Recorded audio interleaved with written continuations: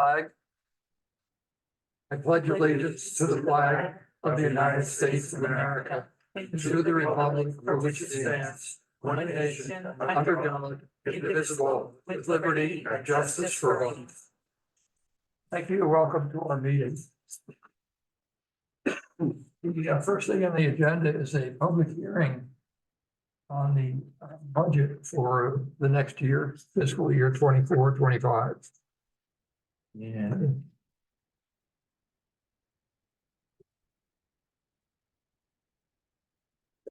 Justin. So I guess I'd just start by saying that we've gone through all the individual department budgets already. We do those sort of through a process. There hasn't been any substantive changes to those departmental budgets. I think where you are tonight is you're just coming down to make decisions on the borrowing articles. I think that's pretty much what are the big items for tonight. I would like to call your attention to the county budget sheet in front of you. That's a recent development. Between apparently the county last year used a whole bunch of one-time funds to fund their operating budget. So between their loss of revenue and increased expenses, there's almost a $5 million change in their budget, and they're passing that all on to the municipalities this year. So our portion of the county budget has increased by 50.3%. You'll see it in front of you, which is over $300,000 in 1 year to Monmouth. Other communities are similar. Reedfield is smaller than us, but they have $180,000 increase. To give you a idea what that means for Monmouth, that increase for the county tax alone is $500,000 on the town's tax rate. So I just want you to be aware of that as we move through. I don't have any indication about the schools at this point. The budget's built in a 5% increase into the school budget, but I don't have any indication from them what they're doing. So before you get into any questions or anything, I just wanted to make sure that you looked at that, because that's a major increase.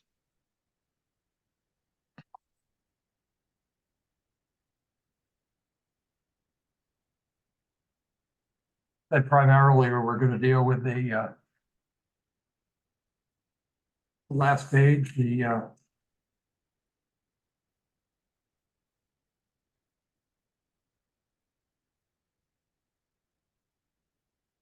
Correct. Exactly. Yep. There's the last two pages, pages 16 and 17 of those sheets. I think that's primarily what you're going to want to focus on tonight, other than any public comment that comes about the budget or questions that they have. 16 is all the reserve fund accounts. So those are the either the ones that we're looking to create in this with this warrant, and then the funding of those, and then the next page is the debt service page, and in there is the basically the questions over the which items you want to include. So everything below, everything that says 2025 on page 17, those are the items that that we've talked about previously, but that decisions kind of have to be formalized, so we know what to put on the warrant. So the sand and salt shed, the old academy building, the Cumpston Hall HVAC, and the police cruiser.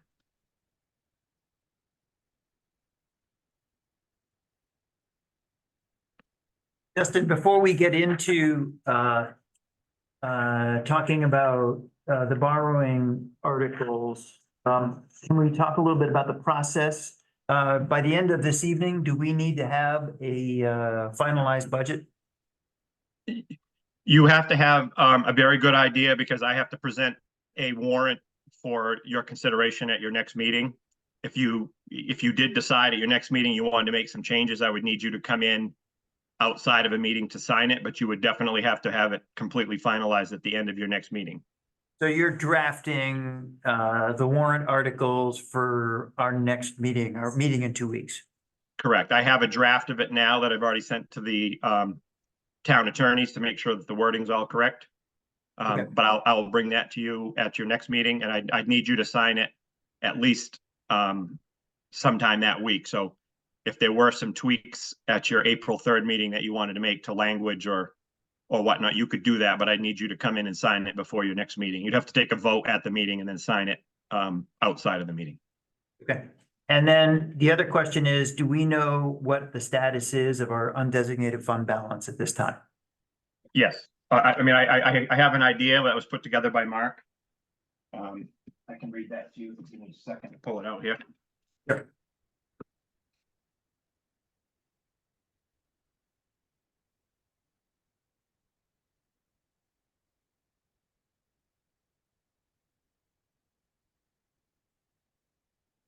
Let me see here.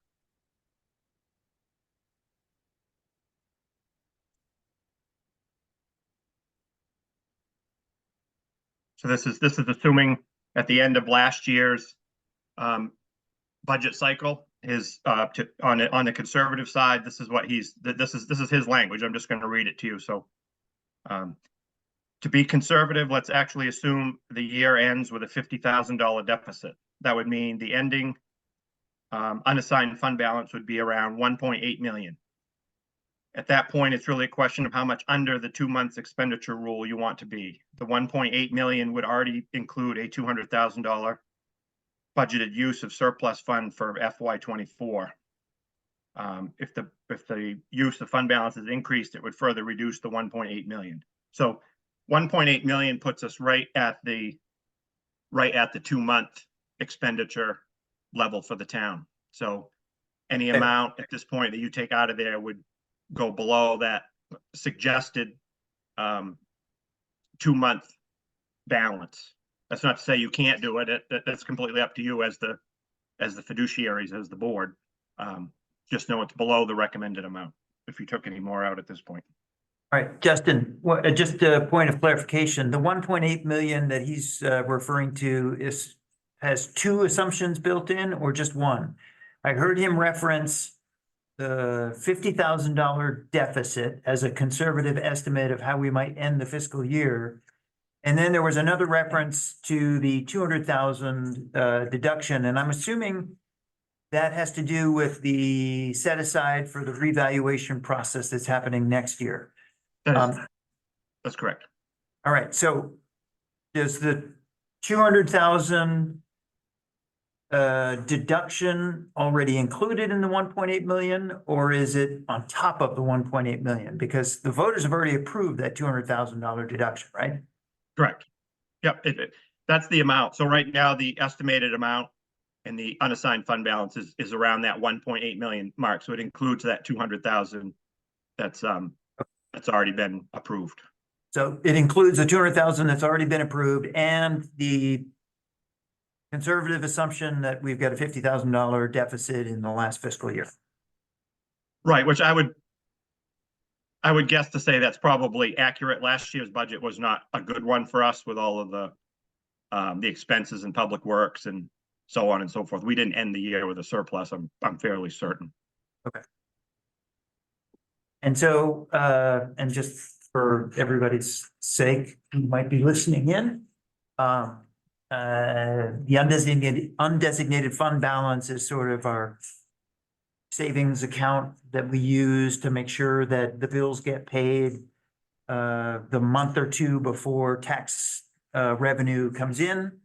And the 2 month guideline that Justin is referring to is kind of the statewide sort of average that most municipalities do, just to make sure that there's no shock to taxpayers if we have some unavoidable last minute expenses that are that we actually have to honor. Yeah, so we don't have to have Have a special, deficit and have to go and borrow at a higher interest rate for something as a tide over. So right, it prevents us from having to do that. Vermont always had a he got a tax anticipation note that we would sign. right. And although we ever used it, he just felt safe for things. And of course, since Kurt Lund's time, we've never had to do that. He didn't have to either, but that was like, An insurance policy, something. right? On average, we usually sit around $2.5 and $3 million in cash in our accounts, which makes it so we don't have to be concerned about payroll or any of that stuff. If you were to look, our checking account right now is like 1.6 million. I mean, we have taxes coming in about a month, so that will go back up. But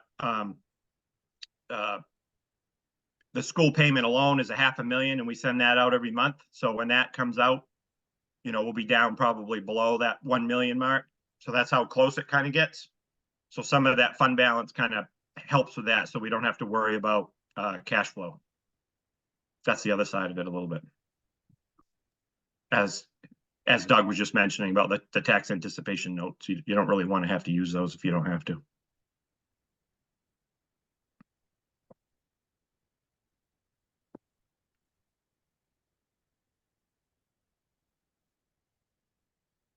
And the current budget doesn't have any withdrawals from the fund balance. So if you want to do that, I have to add that in. But right now, what's on your paper doesn't include any drawdown of the fund balance.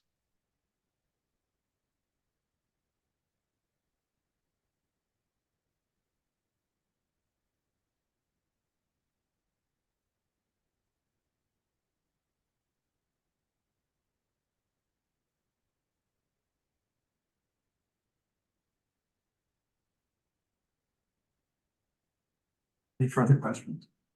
Do we have a sense of how we might want to instruct Justin on proceeding with the projects that require borrowing? We haven't used their numbers for 25 years. From us for the academy, the salt shed, and the remainder of the Beaver Brook project. So the remainder, since you mentioned that, Chris, the remainder on the Beaver Brook, I wanted to bring this up tonight. So the plan right now has us moving of the rebate that we anticipate getting for the Compton Hall HVAC project, should that move forward, is about 96,000 is the estimate. The plan right now is to put 50,000 of that into a Compton Hall maintenance reserve account, so that when things happen over there, there's some money set aside to fix that. Yeah. We could use the remainder of that rebate to pay for the remainder of that project, so we don't have to borrow. That'd be enough. I need around 30-something thousand, and that would be 40-something, which would give us a little bit of a buffer. So I could phrase a question on the warrant that way, if that's the direction you want to go in. So one would offset the other. And if we had to borrow, the interest rate that we would be borrowing at is in the 4 to 5% range? It's like on average, over 25 on the 25-year bonds, on average, it's like 3.7%. So we would be saving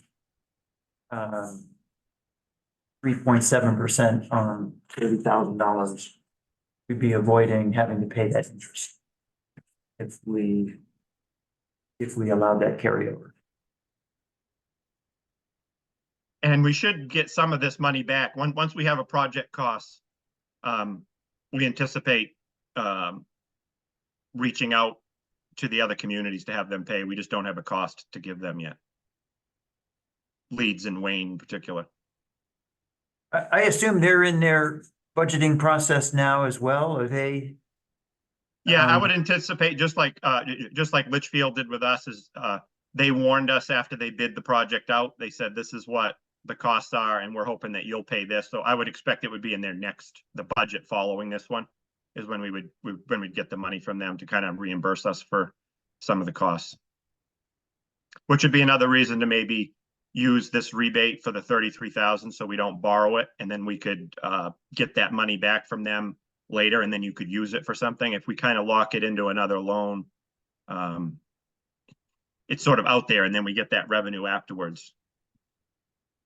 Okay, Justin, do we have, I'm assuming that our road maintenance budget for this year has been increased to the 250,000 that we, That's correct. On page 16, you can see that. I've increased it to 250,000. As you requested. what, 16? 16.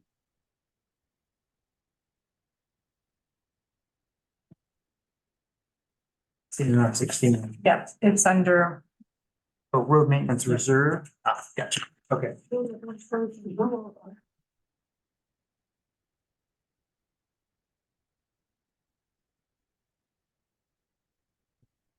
And Justin, based on these numbers, you mentioned the county is at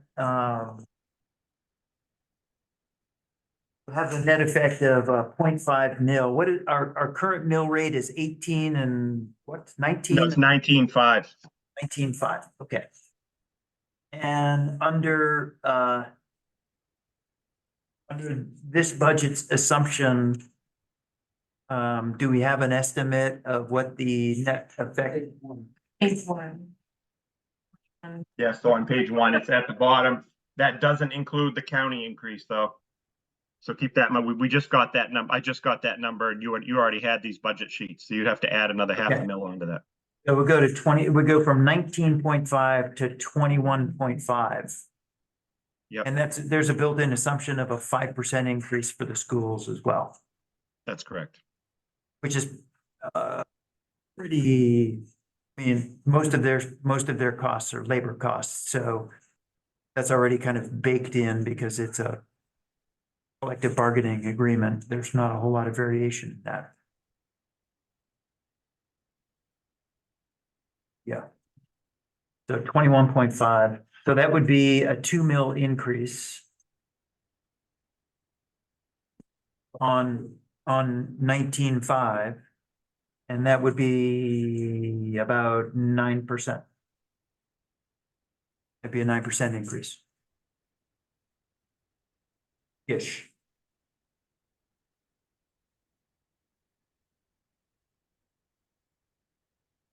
Does not include the county. No, it does. It does. I factored that in. Yeah. So if our increase goes, I mean, on our current budget is showing at 21.004. If you add in the estimate of a $0.5 mil increase for the county contributions, that would bring it to 21.5. Just to double check my math here, we'd be going from 19.5 to 21.5, which is a 2 mil increase, 2.0, and a 2.0 increase on a 19.5 base is about 9%. So, and that includes a 5% increase assumption for the school. Justin, did I say that about right? Yeah, I think that's about right. I Okay. mean, that county increase is outrageous, but that's, I'm not sure what we can do about it. Nothing really.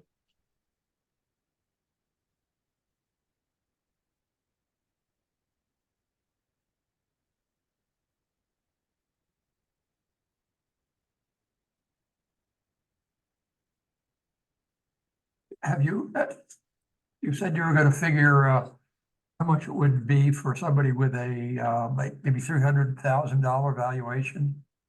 So the average homestead in Monmouth, the average homestead valuation is $200,000. And with the mill rate minus the county tax is $300, That's a minus $300. the increase in the county tax. The sheet you have in front of you, I had built in a 5% increase for the county, not a 50%. So with that, it would have been about $300 with everything else added in. So that would be that assumed the academy, the salt shed, and all the other capital items, plus the budget as you've kind of approved as we've gone along. So it'd be a little more than that at this point.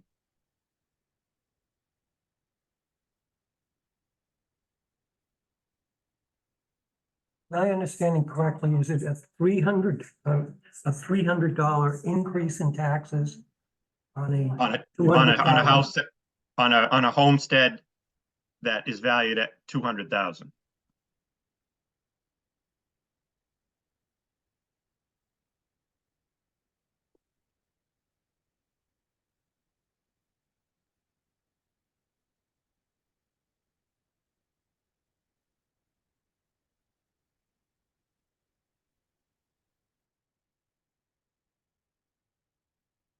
But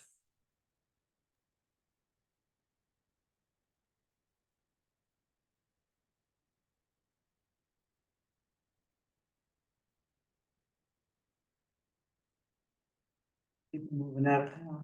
Well, I'm not a good person to ask for,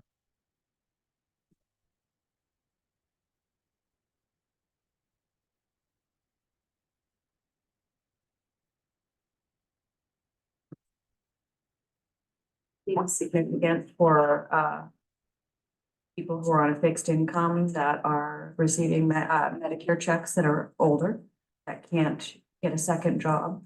I would be very concerned with a lot of our older residents here moving out of town. Some of those things have crossed other people's minds, including younger people.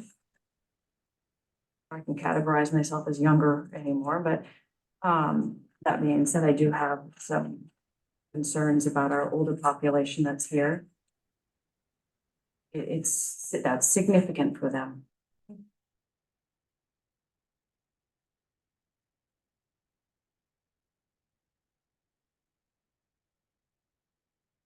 I'm on a fixed income. I'm, you know, an 84-year-old retired school teacher. It's main PERS and only half of what Social Security I'm supposed to get because I get main PERS. So it would be a hit, but I don't think we're alone. I mean, from every I mean, I'm one sure- I've been reading in the paper on every other town in the area that's reported on in the Sun and the KJ, they're all looking at these same increases. I mean, obviously, every other town in Kennebec counties having a 20%, 40. well, a net change, you know, the 40 to 50% increase from the county. So everybody else is running into those same things. And the hard part is, I mean, some of these towns have already had their town meetings. If this just came out today or yesterday, right, Justin? So some of these towns have already had their town meetings, so.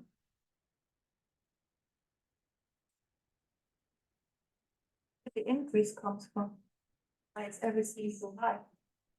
So, I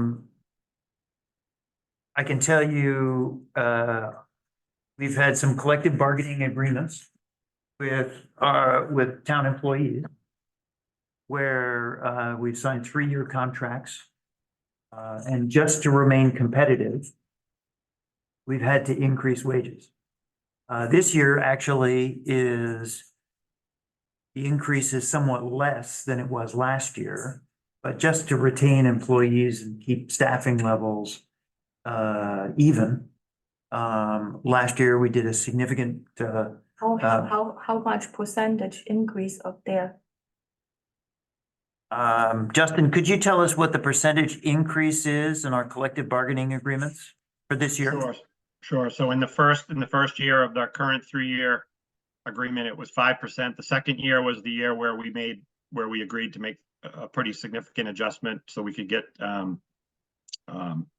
police more compatible with other surrounding communities. That was 8%, I believe. And then this last year is 4%. I think Is that to increase the police department or just keep the ones that we have? keep the ones that we have.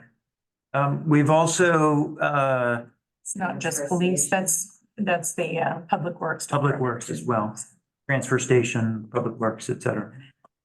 I can Yeah, the also tell you, percentages are a little bit different with each of those groups, but I was just giving the highest 3 numbers just to simplify it, but they are different based on which group they're in.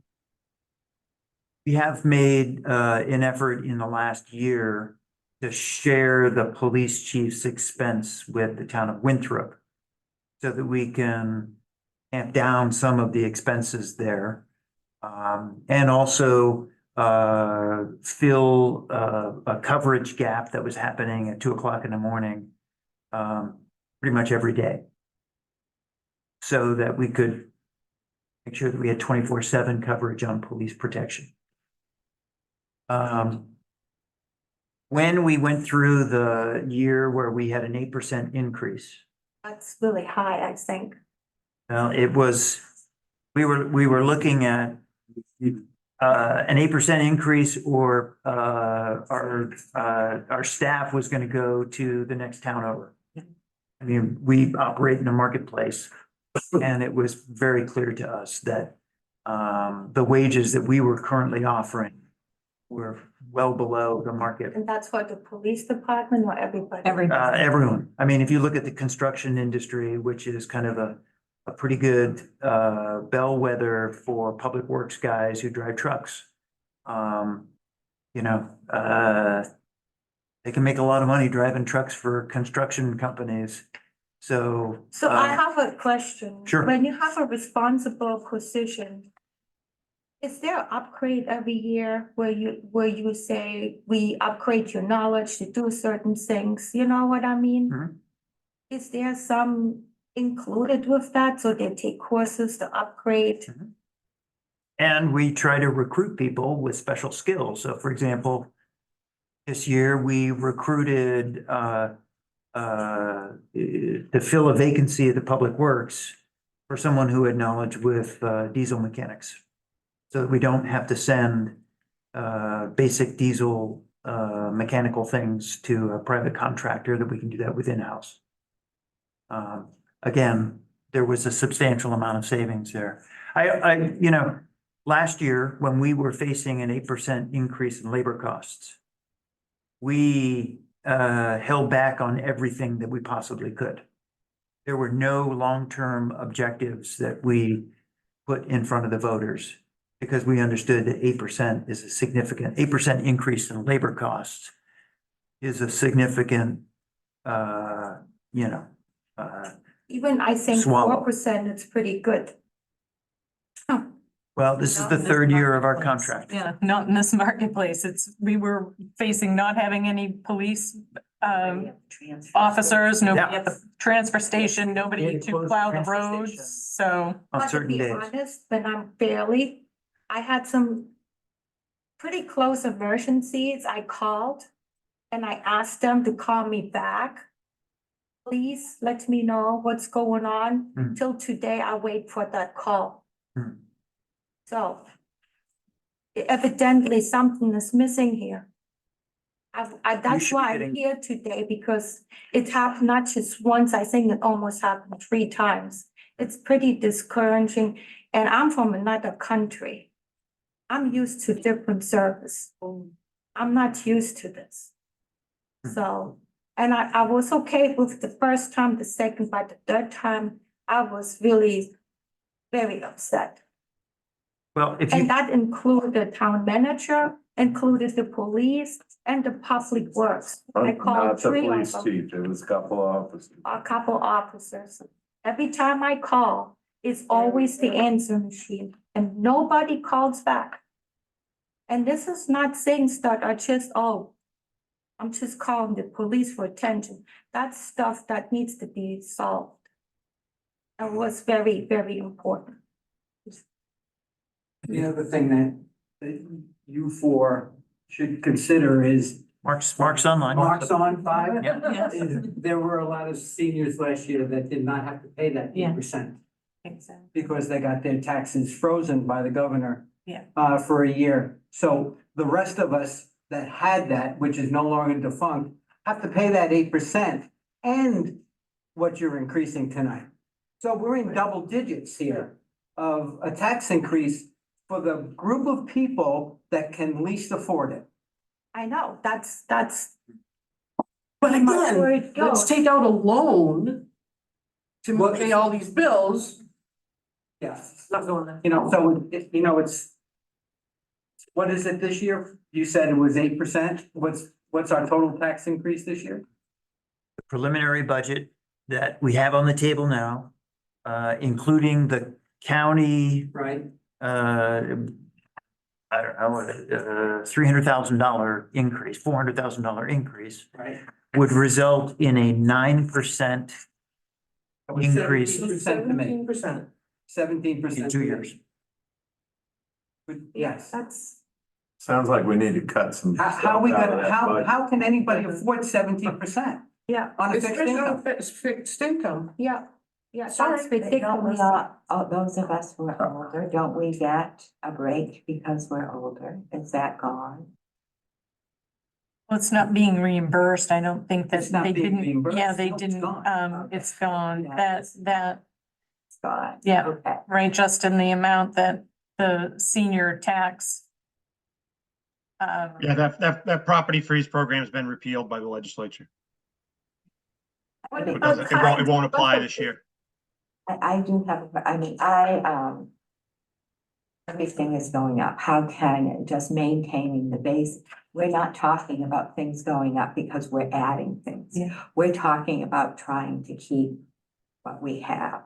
So I understand that, but I understand that it may be harder for others than it may be. Where are you getting that from? But I do have a question on the county. Was what the county was charging artificially low because of federal monies that were coming through there that they're no longer getting? Or is this just a big jump in the county budget? It's a combination of both. Okay, it's a combination of, okay. They used a bunch of one-time monies last year to fill their operating budget to keep their tax rate artificially low. And this year they're hiring a bunch of new employees. Yeah. There's really a lot of items in the budget that, especially the 300,000. Blind side, that's just totally unreasonable. The one thing I do want to defend in the budget, and we started to talk about it, was personnel. Finally getting to a point where we're not feeling threatened by rotating door and maintaining good staff and the people. And my job that I do, it takes me around the state, and I talk to a lot of municipal officials, department head.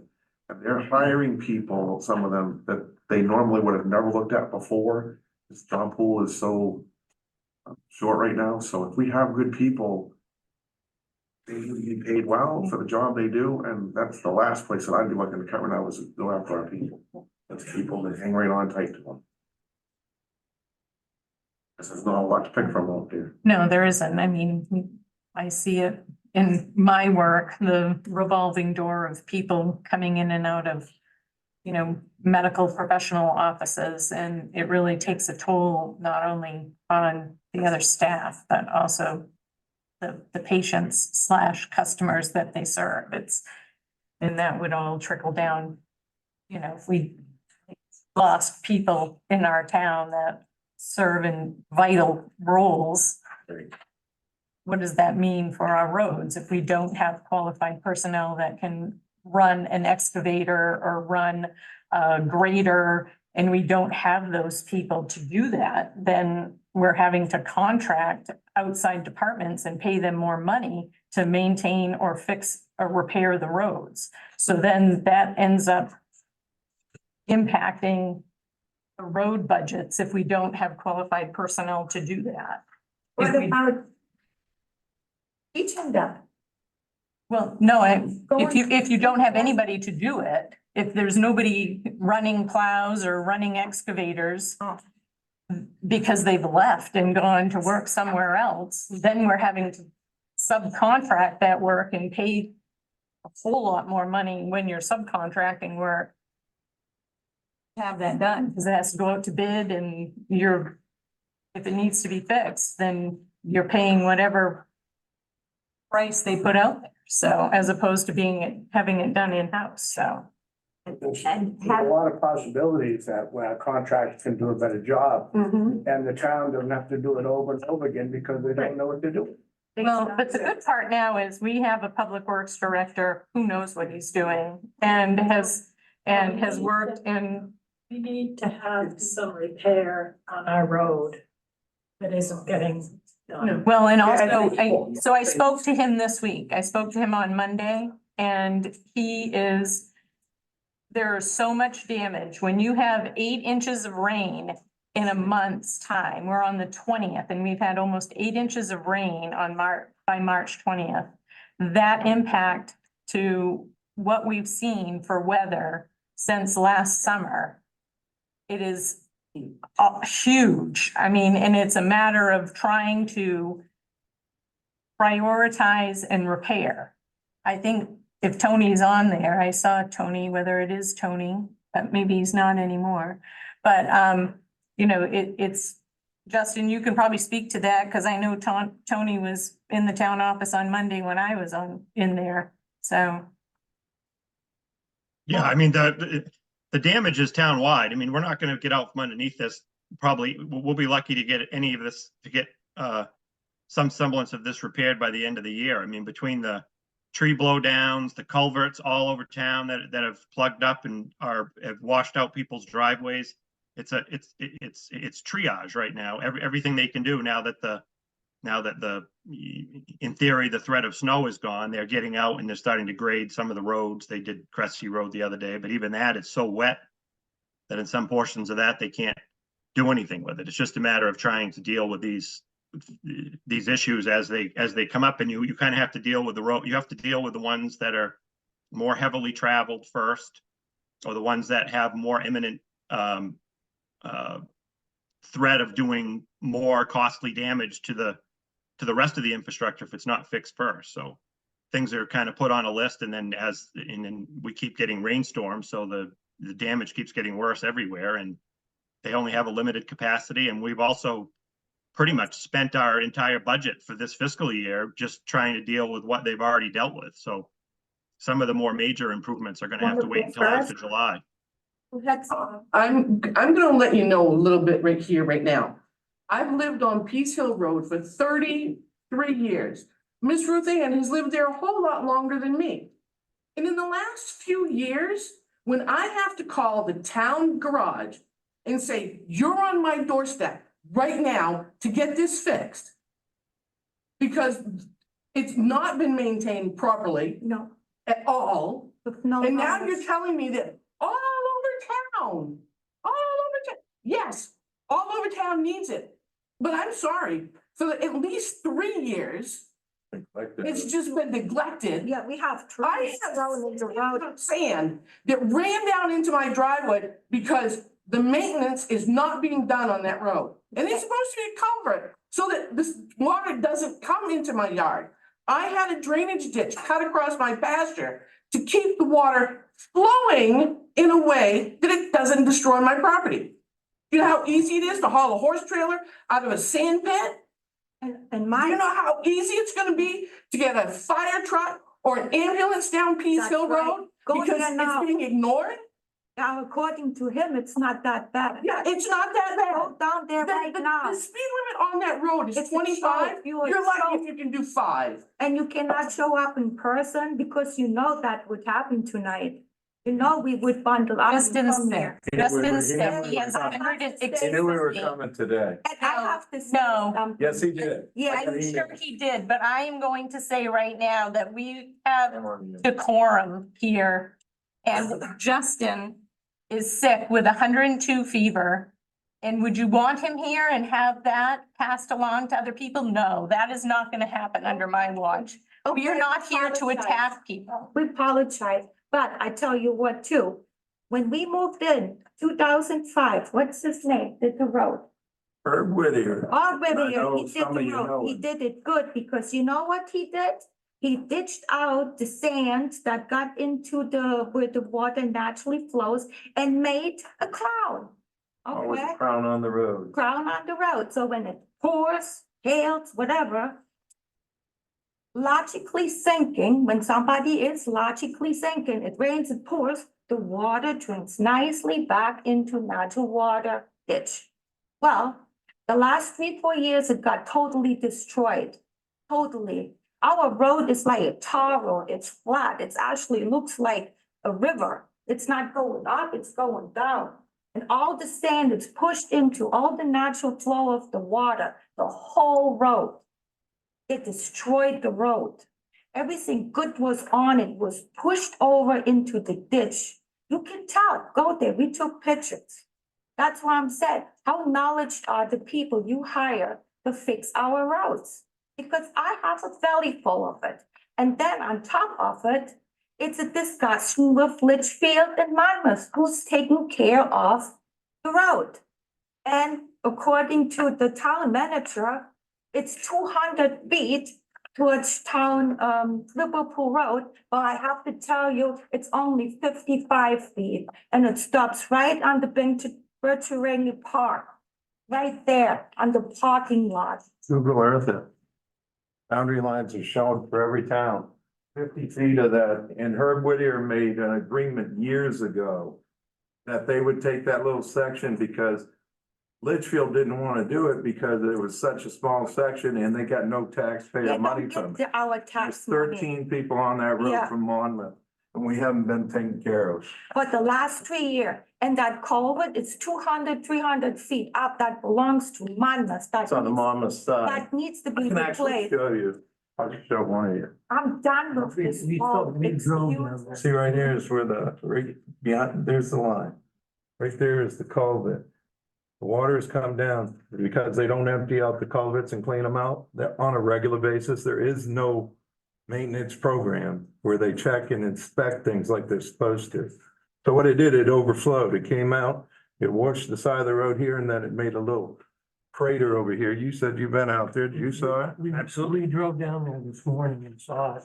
Okay, so when you pull out on that road on a regular basis, there's a blind spot to your left. If you don't hug to the right towards that side where that is, you're taking a chance you get sideswiped. And that's a very dangerous area. On top of it, it's a hidden view. And when you get nailed, you may end up in the hospital.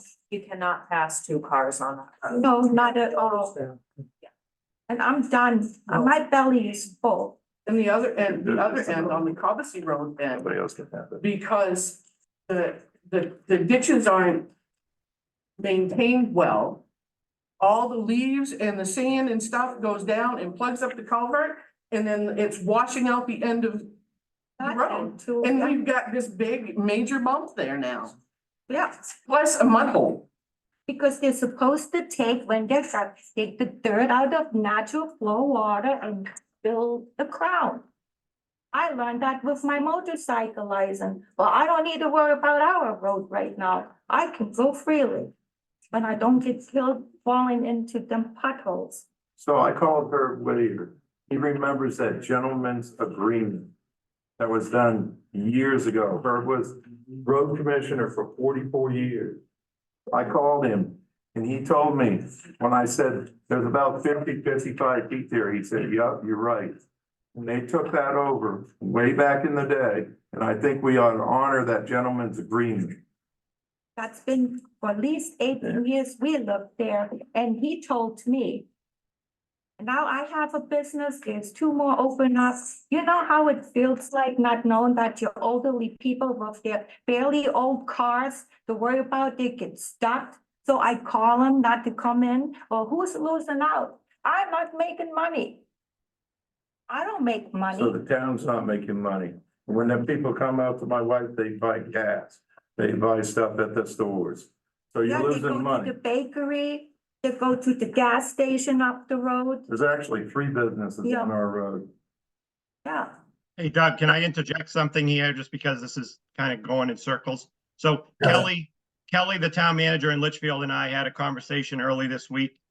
We have a meeting set up to go out to that site early next week with our public works directors to come up. They have concerns with fixing their end of the road with the culvert that they are talking about. That is accurate, that culvert is not taken care of. Wait a So- minute, you're still saying that's on their land? Look at the boundary. No, line. the culvert is Monmouth's culvert. What I'm trying to say is Right. that Litchfield would like us to fix the culvert before they fix their end of the road, because they don't want our culvert to wash out their new gravel and the work that they put in. So what we're gonna do is we have a plan to go down there sometime early next week. We've already planned this out, to try to So come up with a again, plan. though, Justin, just to break in. Can come to an agreement on scope and whose responsibility is what. So that's gonna happen early next week. Why don't you go back to the gentleman's agreement that was done in the It's last unlawful 3 for the town years? of Monmouth to spend money in a different town. It's not legal. Not legal. It's not legal. It was agreement. It was A grandfather. gentleman's agreement is just that. It's not a contract. We have no formal agreement with Litchfield to do anything. Herb Whittier and their Okay, public just works stick director with that. may have shaken Stick with hands that. on something, but it doesn't mean that their new public works director agrees with that. And he For doesn't, he knows 55 that that feet. end of the road Yeah. is his responsibility. He just doesn't want to fix it until we fix our culvert. So So we're gonna for go right down there and now- we're gonna come up with a plan, and that's all I can tell you at this point. We don't have a plan yet, but we're working on it for next week. So, okay, so we're gonna wait another week. The Monmouth culvert caused the problem. You're responsible for the end of the road's damage. Fix it so we can feel safe out there instead of waiting a week. That's just. Yeah, you don't I've already wanna- waited 2-3 weeks going back and forth with you. You know Ridiculous. what's damage that does to the car all the time? Go I know, down I'm that just road. trying to say, your road is not the only one that has major problems in town. Okay, so we're working through all of these the best that we can. Nothing got done for at least 3 years, so you can tell on the trees, the branches growing into the road. What caused dangers again, because when you go up the hill, You it's can a sharp keep turn. talking, lady, you can keep talking about this forever, So I'm just. and, it's not It's not gonna gonna do- change things and than anything that's going on. That's why So we're here. why because- don't you just stop talking about it? Move out of town, so you have for What? taxes? Collect? So you wanna argue more about it? No, we No, we want want to get something it done. So how are you gonna get it done? Well. By arguing about it? Now you are screaming, Just- you are screaming. There is no screaming. It's very easy. Just go get some right fill. I'm not Fill listening some- anymore. Oh, yeah, is that so? We are treated like little slaves You know, here. one, in our budget, It's our money that. in our budget, So we have, fine, All right, calm down. just keep it up. in our budget for this year coming on, we've appropriated $250,000 for roads. Wilson Pond, Town Farm, I think they meant Pease Hill, used to be called the Town Farm. And you're saying, I'm hearing two things. You're saying we're being taxed too much. And then you're saying, but we want you to spend more money on our roads. That's because our taxes haven't been used in our area. No, We're like the the end of the redheaded Litchfield stepchild. Road. We live Yeah. on the edge of town and it's like out of sight, out of mind. The only way they took care of it halfway decent when the school bus went through. Now there is no school bus, no more responsibility for the kids. All pieces holes on the list, on the end of the All right, list. leave it at that. I'm not gonna do nothing. I'm gonna close the public hearing on the budget. And we'll go on to the approval of minutes for March 6th, March 7th.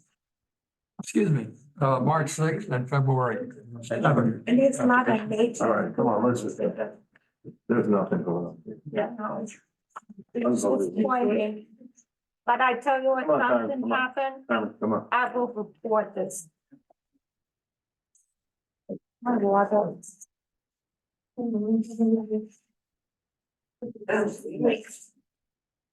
And when I go vote, I see. Are there any changes to everything that the, belongs to the town. I It's will- time you left. Excuse me, sir. You respect. It's time you left. Out. Come on. That's the way you treat us, we pay. you. Chief, just take a little ride out there, please. Come on, come on. You Go, cannot go, have go, it. go, go.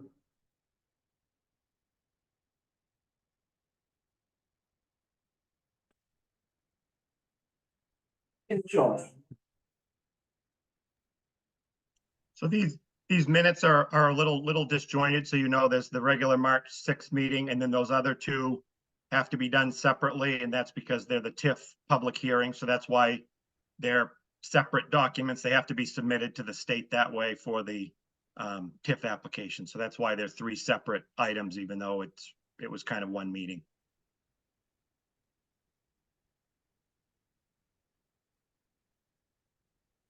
think the only thing I saw in the March 6 meetings is, it was Beach Road when we were talking about the sidewalks, and it was BEE, as in the tree, as opposed to the sandy beach. So that was the only thing I saw. Did we get So- Did we get the spelling of Cumston Hall fixed?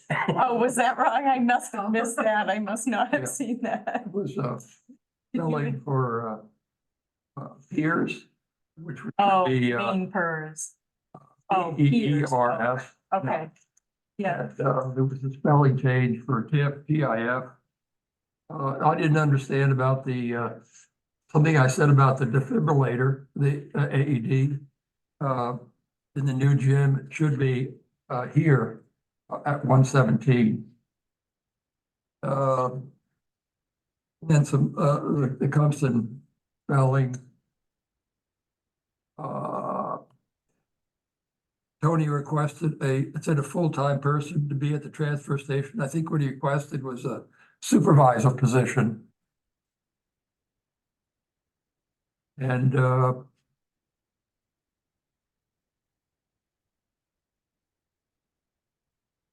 and there was a statement further down that page where it said the question on the ballot would be a $750 for the salt shed.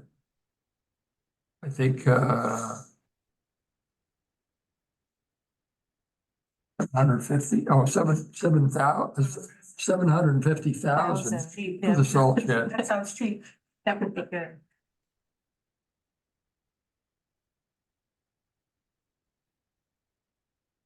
Those amendments, I would move that the minutes be approved. I'll second.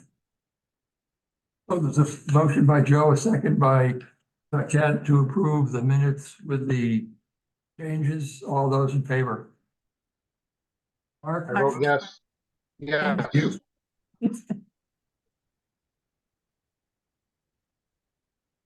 And next is department reports. We have And, to, do we have to approve each of Each the of those public hearing hearings? minutes, Okay. yes, oh, we do. yes. So I make a motion, we approve the Main Street TIF District February 7th, 2024 public hearing minutes. Second. So it's a motion by Chris, second by Joe to approve the minutes for the TIF district. All those in favor? I vote yes. Yes. Thank you. And I make a motion, we approve the Route 202 TIF District public hearing minutes for February 7th, 2024. Second. So the motion by Chris, second by Joe to approve the other TIF district minutes. All those in favor? I vote yes. Thank you. Are you, Darcy, are you getting all this?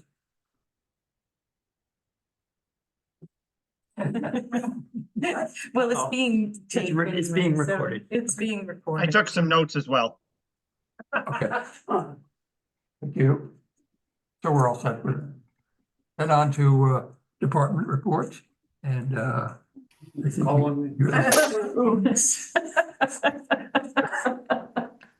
You're the department I tonight. am the department today. Not a lot to report on. We have the public supper on Sunday, 24th at 4:00, 5:30 at Packard Center. I want to welcome everybody. I could go over the front. Serving's supposed to be till 5. I got my letter. Oh, I've been corrected, 4 to 5. My office was. Keep it straight. Right, keep you in line. So I just welcome everybody. It's gonna be a joint effort between Monmouth and Winthrop Police Department serving Italian food that night, so come on down, have some Italian and enjoy the company. Other than that, we don't have any questions. That's it. Thank you. Oh, we've got, you aren't the only department. We've got Julie on tonight, so hi, Julie. I'll just jump in. It's quick. I just want to make sure folks know about what we're doing here at the library. We have free bi-weekly adult yoga. It's you can do it in a chair or you can be on the floor on your mat. The instructor is very accommodating. Nice young man from Reedfield. We're also doing bi-weekly sessions with local fiber artists. They gather in the formal front room, the Ludwig room, and they have a great time. It's beautiful what they're creating. We also do on Fridays and Saturdays, we do games and crafts for seniors. That's been very popular. And for kids, there's always something going on. We do drop in, you know, instead of having people come at the same time, it's just kind of a drop in passive programming. Last Saturday, we had a great crowd for Maine author Paul Dworin. He's the one who writes the very popular fiction series featuring a Maine game warden named Mike Bowditch. Our next formal programs will include stuff on the solar eclipse. Of course, we'll do Mayfair. Then we'll have our annual summer reading for the kids in June to help stop the summer slide.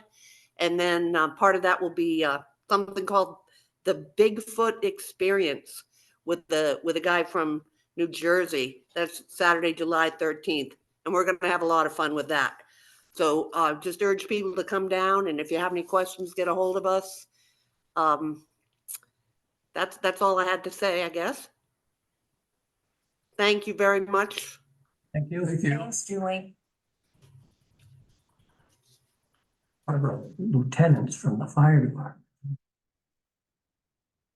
I was at a meeting right now up in Farmington for the fire wardens. I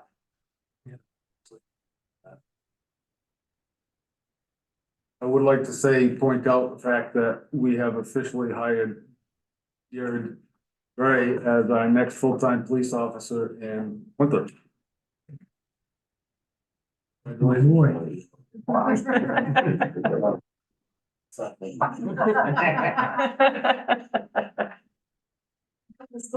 happened?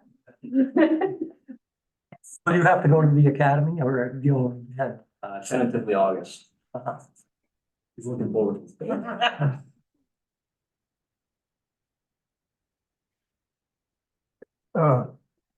Like board reports.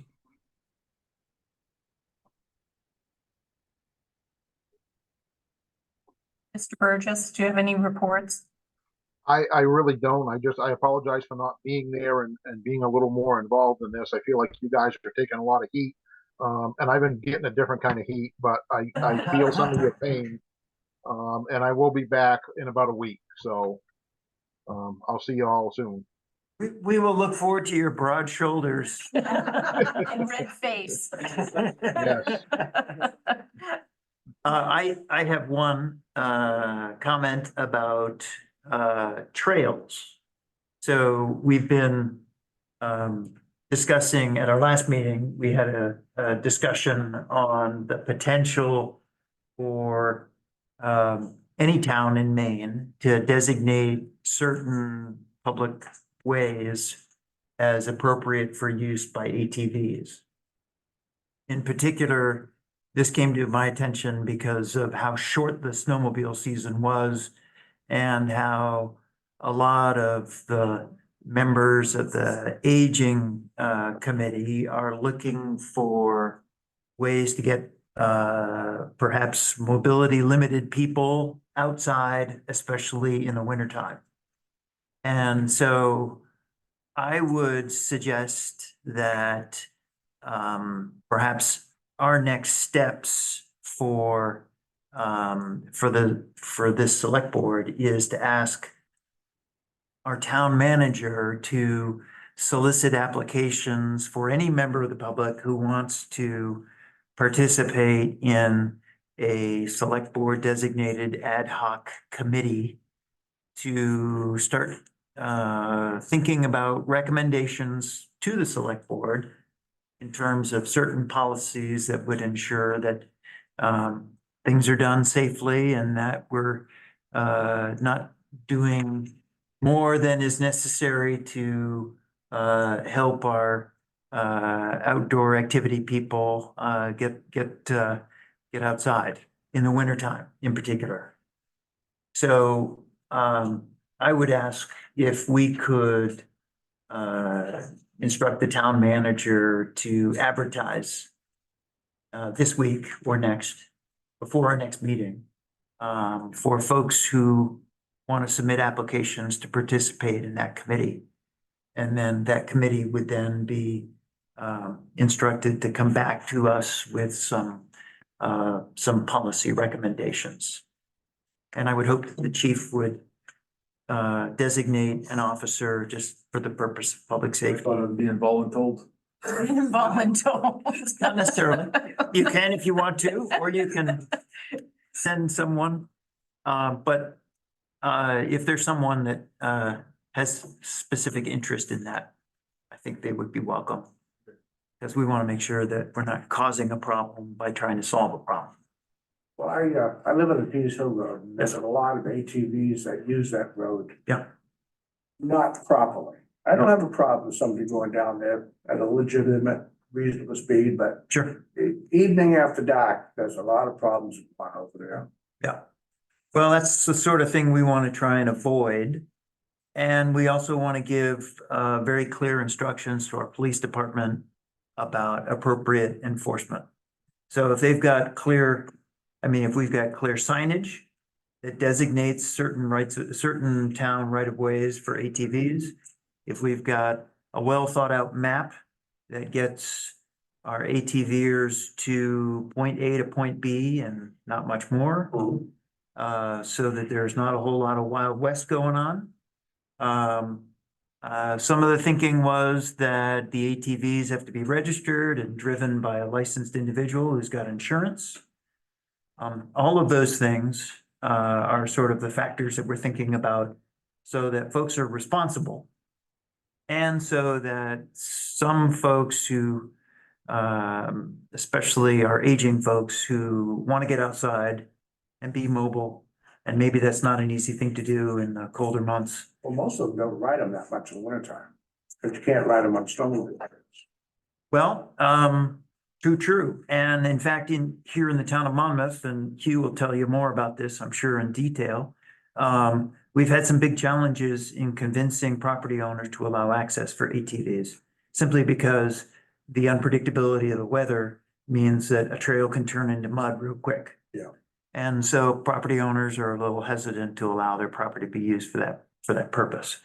And the thinking is that if we can use some of our paved surfaces to provide a backbone for a more detailed and well thought out private set of trails, Well, then typically what they do is try to get them from point A to point B, yeah.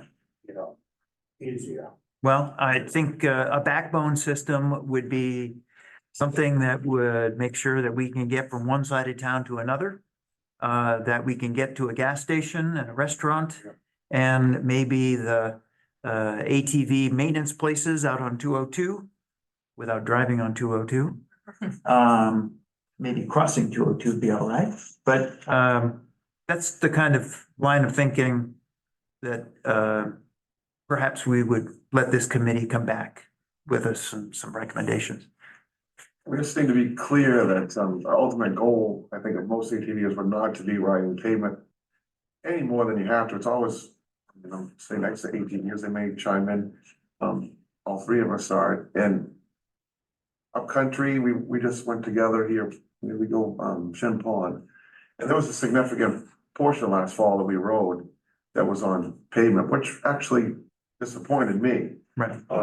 Ideally, you're gonna have to use some access, and we're always grateful when we go through these communities that they allow the access along tire roads, which is great. But when they start going, for 3, 4, 5 miles, this is like, there's no landowners are cooperative here. So I think that we have to realize that the bulk of for the trail system to be truly successful, in my opinion, anyways, would be that the bulk of them would be on private land, on dirt, on good land, not pavement. Although the access is gonna allow that point A to point B in specific places that will be vital and important to make the system all work. So I'm really excited to hear that people are looking at allowing access points. We talked years ago about when we could finally put trails together, that we would need to come and have a meeting here. We just do not have the manpower and the people available to put trails together, and the new committee, I've reached the point where that would, I'm sure it's more than just one purpose, is that correct, Ken? Well, So it's a fat bikes and cross-country skiers and everybody else. there is a parallel committee from the Conservation Commission and our Committee on Aging that is interested in multi-purpose trails, right? That would. As are we Sure. trailblazers. Sure.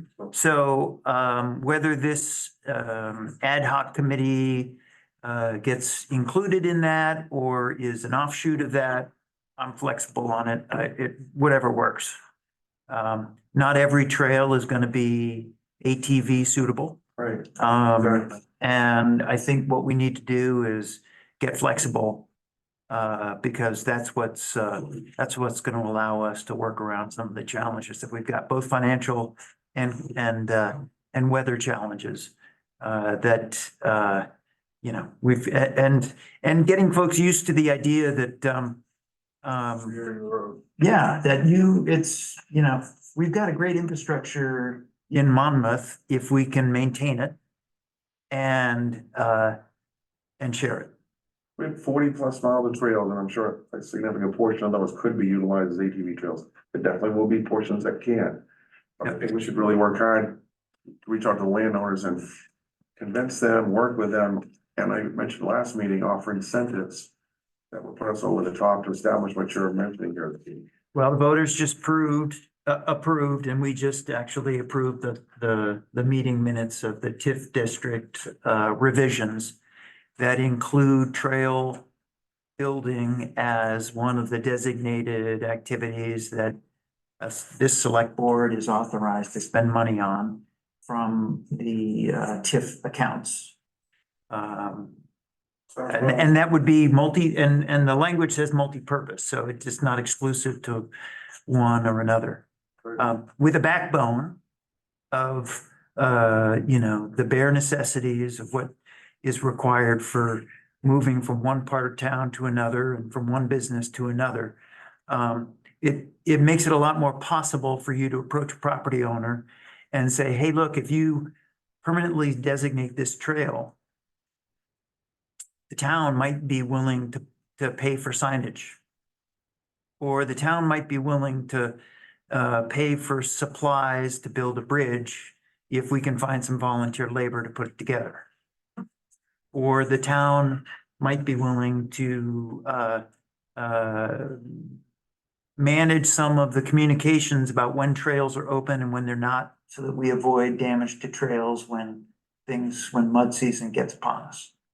So there are a lot of different ways that we can collaborate. And we've got a little bit of TIF money that is now available. And that would be at the discretion of the select board. We're looking for recommendations from a citizen committee to get that work done. So I make a motion, we ask the town manager to advertise for an ad hoc committee, a select board ad hoc committee on trails.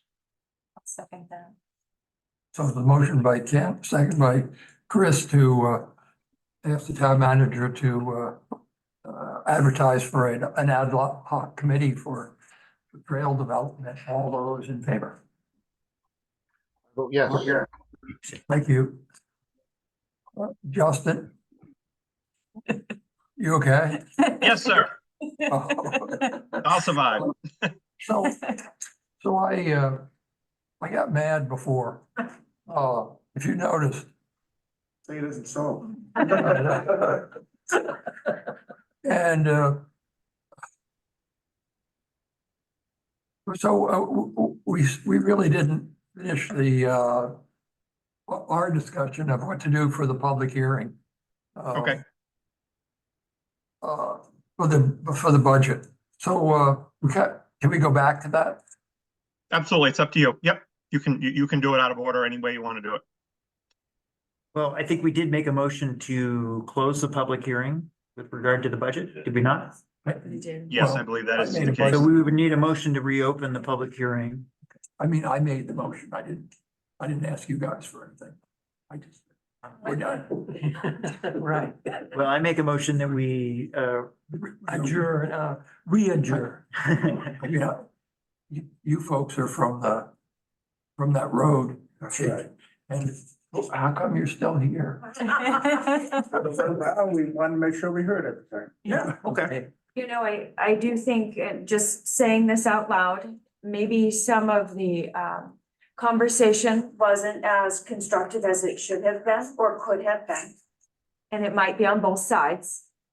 And I just say this respectfully, that, you know, some people get heated.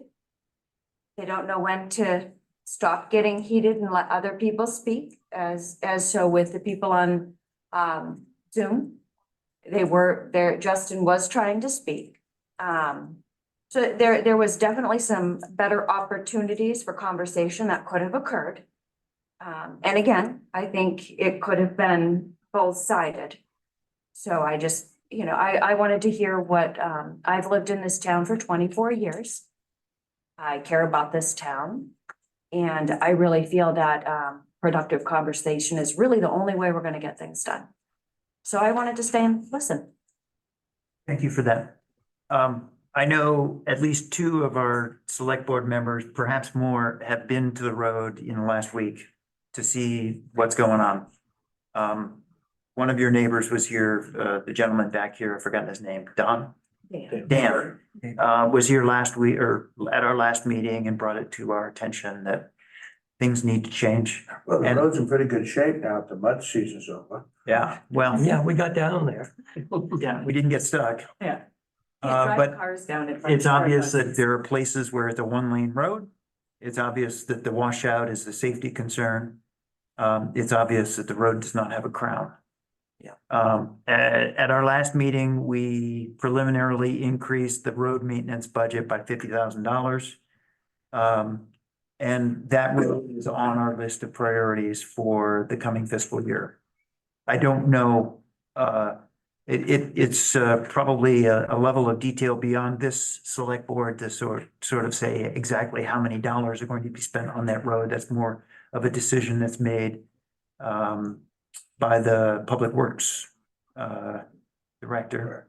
You know, I don't want to beat a dead horse to death, but the quality of gravel that's put on that road could make a huge difference. Sure. I know that's more of an expense. But sometimes the expense here will save you later on. And as comments was talking about the crown, perhaps if it was just a good quality gravel put down the middle and a crown kept, it might for some site for a long time. Yeah, yeah. So we had a situation on the Cressy Road a few years back where pretty sure it was all of us voted to spend $200,000 just to fix a road that was close to unpassable. Yeah. Like I don't think they'd get a fire truck down it in the condition it was back then. That was about 2.5 years ago. So we understand the priorities, and certainly public safety is going to be one of them. We are currently spending about $25,000 to fix a washout on the Wagon Road. You might have just heard that we were trying to fund a repair out to the Beaver Brook Campground. That now goes by a new name. Sorry if I've offended them. That is a 6-figure repair to that culvert system that's over there. And we're hanging on by a thread with passability to, you know, a business in that corner of town. That is their only entrance. And like the tail end of your road, by the way, I think the tax revenue that comes from our connection to the campground out there is like, I don't know, $5,000 a year. And yet we're responsible for, I don't know, 200 or 300. Justin, tell me, how much is that Beaver Brook culvert repair? The whole project's about 350, but we're getting 150 from the state. Okay, so it's a big project. You know, the reality is, we live in strange times. We had, 2 5-inch rainstorms in 24-hour period. We've had windstorms that are unprecedented, 60-mile-an-hour, 65-mile-an-hour wind gusts, that take down the electrical system. We are all doing the best that we can. And we are hoping that folks will be flexible with us and understand and let us know when stuff goes wrong, because you know, priorities are gonna have to shift when stuff goes wrong. If it can be done correctly, that Yeah. goes a long ways. Absolutely agree. And there is no excuse, by the way, for any phone call not to be returned. That should not be happening. So if, I appreciate that whoever mentioned it, that they're not getting their calls returned. Even if it's just to say, we hear you, you're on our list. Someone should get a response from the town. So we'll make sure that that happens. That lady with the accent was Mrs. Mayberry? Yes. Oh. Well, I had her daughter in school. She was the sweetest kid. Well, you're gonna have to go knock on the door. A lot of our kids in school, so many plays, many plays. You. I don't wanna blow any crisis or issue with a dirt road, or any road in towns for that matter, but I checked with some town employees while the earlier mayhem was occurring, and we have issues on Crescent Road again. These are town employees or school employees that drive this road every day and during the week. It's the Ward Road and Cemetery Road are also issues right now. But I want to throw in there as a driver of many years, that's to be expected. They're dirt roads. Not to belittle the problems on Cemetery Road or anywhere, because people have a right to be able to have access to ambulance, fire, police, and safely go to and from their homes. Absolutely, but you live on a dirt road, it's not a tar road. So there's gonna be issues every single year, and there's no way around that. Exactly, but when the town makes it worse, I've been there for 20 years also. And it's constantly been downgraded.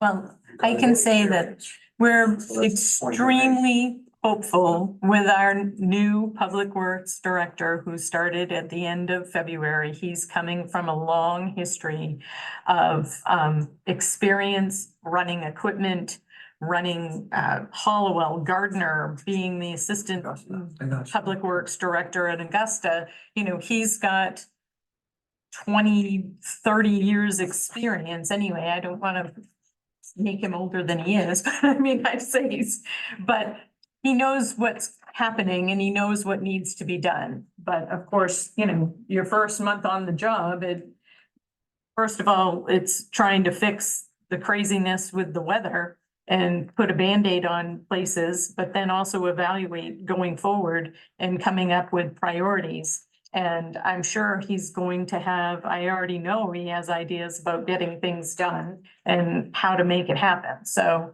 I'm extremely hopeful we've got the person in the job that's gonna get, you know, maintenance plans in place and have that happening. So I have total confidence in that. So. Can we go back to the public hearing? Yep. So you made a motion. To go back. To go back to the public hearing. Yes. And Joe seconded it. All right, Darcy, you got that? We need to do a vote on it, And Mr. Chair. so, yes, and all those in favor of doing that? Yes. Okay. Thanks, Barb. So. What do you want to do? I think the only thing that I have to say is knowing, yes, there's increases,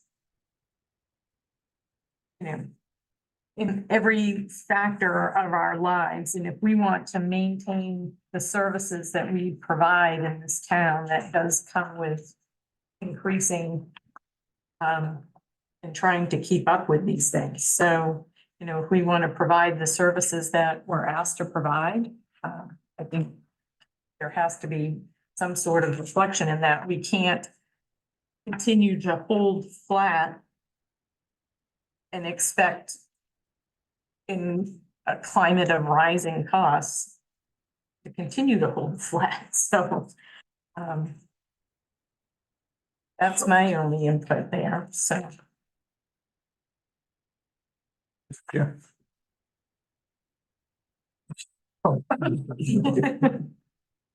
So.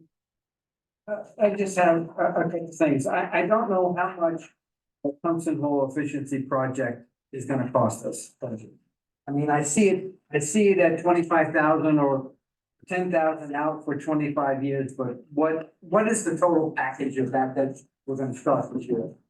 That's a question for Justin. Justin, can you tell us the net effect of the Cumston Hall Energy Efficiency Project? Yes, if you give me a minute to bring that up, you can keep, I'll just bring it up here. Just give me a few minutes and I don't have that right in front of me. Added this year, which nothing was added last year, and it was still 8% last year, and none of this capital improvement plan, there was nothing in the capital improvement plan last year. Correct. For anything. For anything in the town. Yeah. It was net zero for capital improvement. So it was only that 8% included what the RSU was, the county, Yeah. the salaries were, all that increase meant 8%. Now we're at 9%. So that's less, but we've added capital improvement. Right. So with 750,000 for a salt shed, the public safety building reserve, 60,000, that's new this year. The energy project, I don't know how much is yet.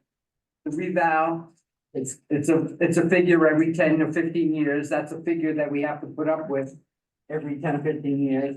The academy building, another 700,000. Increase the paving, 50,000. You know, all of that stuff is added to this year's budget alone. This year.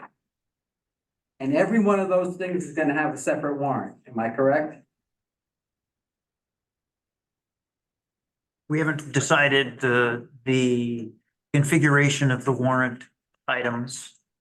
What I can tell you, my interpretation of the capital improvement proposals that we're looking at this year, and I think you hit the nail on the head, Dave. There are none that are dated 2024, Correct. because we skipped a year, knowing that we had a spike in labor costs. But this is 9%. So now, Dave, some of the capital improvements that we put on pause are ones that are intended for long-term investments that will save us money.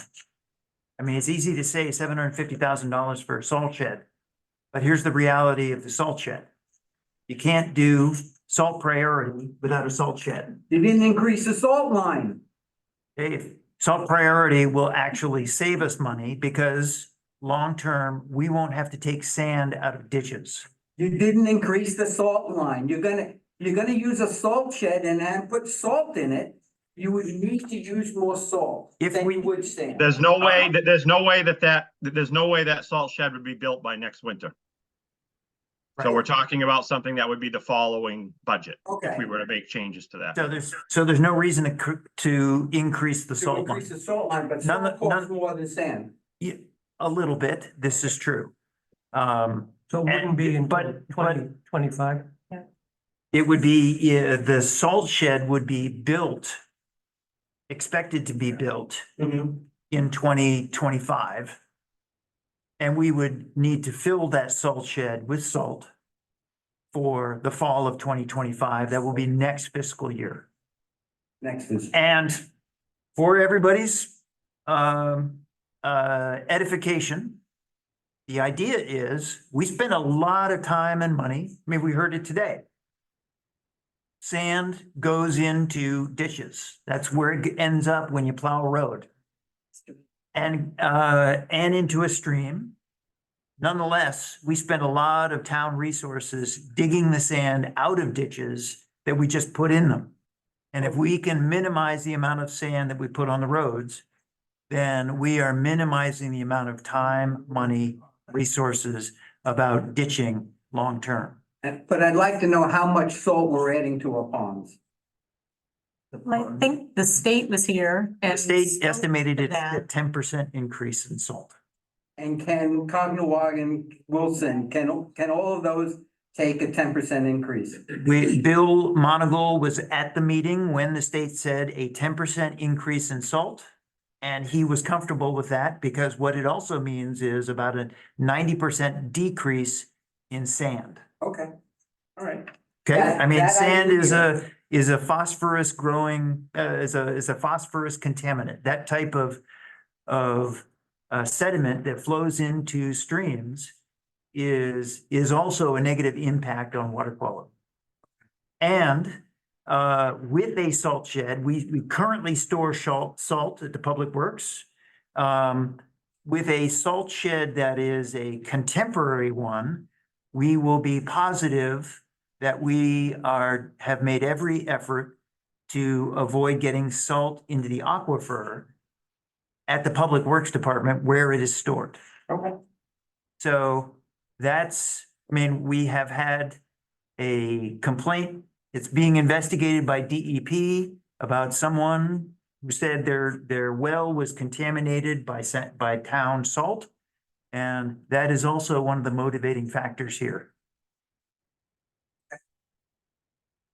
And I don't want to put you on the spot, and you know what I'm gonna ask you, but, 1.5, you promised. I at this didn't ever meeting- promise. I've never promised that. It was an estimate at that point in time prior. I was at the meetings at the beginning. I don't think we ever promised anything. It was a number that was generated prior to COVID ever happening. And like I apologized at last meeting, I really wasn't the cause of COVID.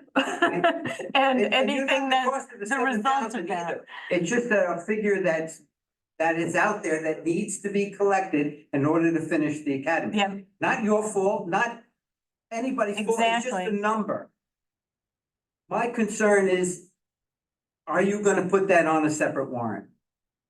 like we just said, it's up to however we decide as a group to put that. So it's Well, up my to. recommendation, a taxpayer that's gonna pay 17% increases, you best put everything on a warrant that people can vote yes and no for, because don't be surprised if people won't vote if it's not. And, letters in the newspaper, I can see it. I can see Monmouth websites. I can see all this getting out onto this, for the week before. It's gonna be painful for a long-term resident to see the negativity that's gonna come out on what you guys have worked so hard for to get this community back up to snuff, because we didn't have anything last year. I have those numbers if you'd like to have them now. On Oh, the yes, please. comes to know. So the total project cost is $481,000. And then there's a $96,000 rebate. So that makes it 385 or somewhere in that nature. And then over the course of the lease purchase agreement, there's a positive cash flow and savings on energy of 249,000. So if you took that, I knew there was something. I didn't remember what it was. yeah, so you take that kind of that 385, and then you take 249 in savings, and that's kind of the cost of it over the course of the lease purchase agreement. Thank you. Because you see 35,000 every year, but out of that 35,000, we're getting rebates. Right. That's supposed to help pay for that 35,000 every year Yeah. for the next 25 years. Make a big difference Make in a big the difference. heating line and the cooling line as well. So. Okay. And if we don't fix the air conditioners Yes. somehow, Yeah. we will not have air conditioners either this year or next. Yeah. I know. Those wants turned into needs in a year. Very quickly. All our wants are now morphing into needs and need to be done. Well, some of the long-term opportunities are becoming much more ripe. Some of them will actually pay for themselves. That's the goal. Yep. without coming out of my tax dollars. So, so the alternative, I mean, coming back to your Monmouth Academy building question. If we set aside all of the, who knew what, when type of conversation and, take a careful look at where we stand today.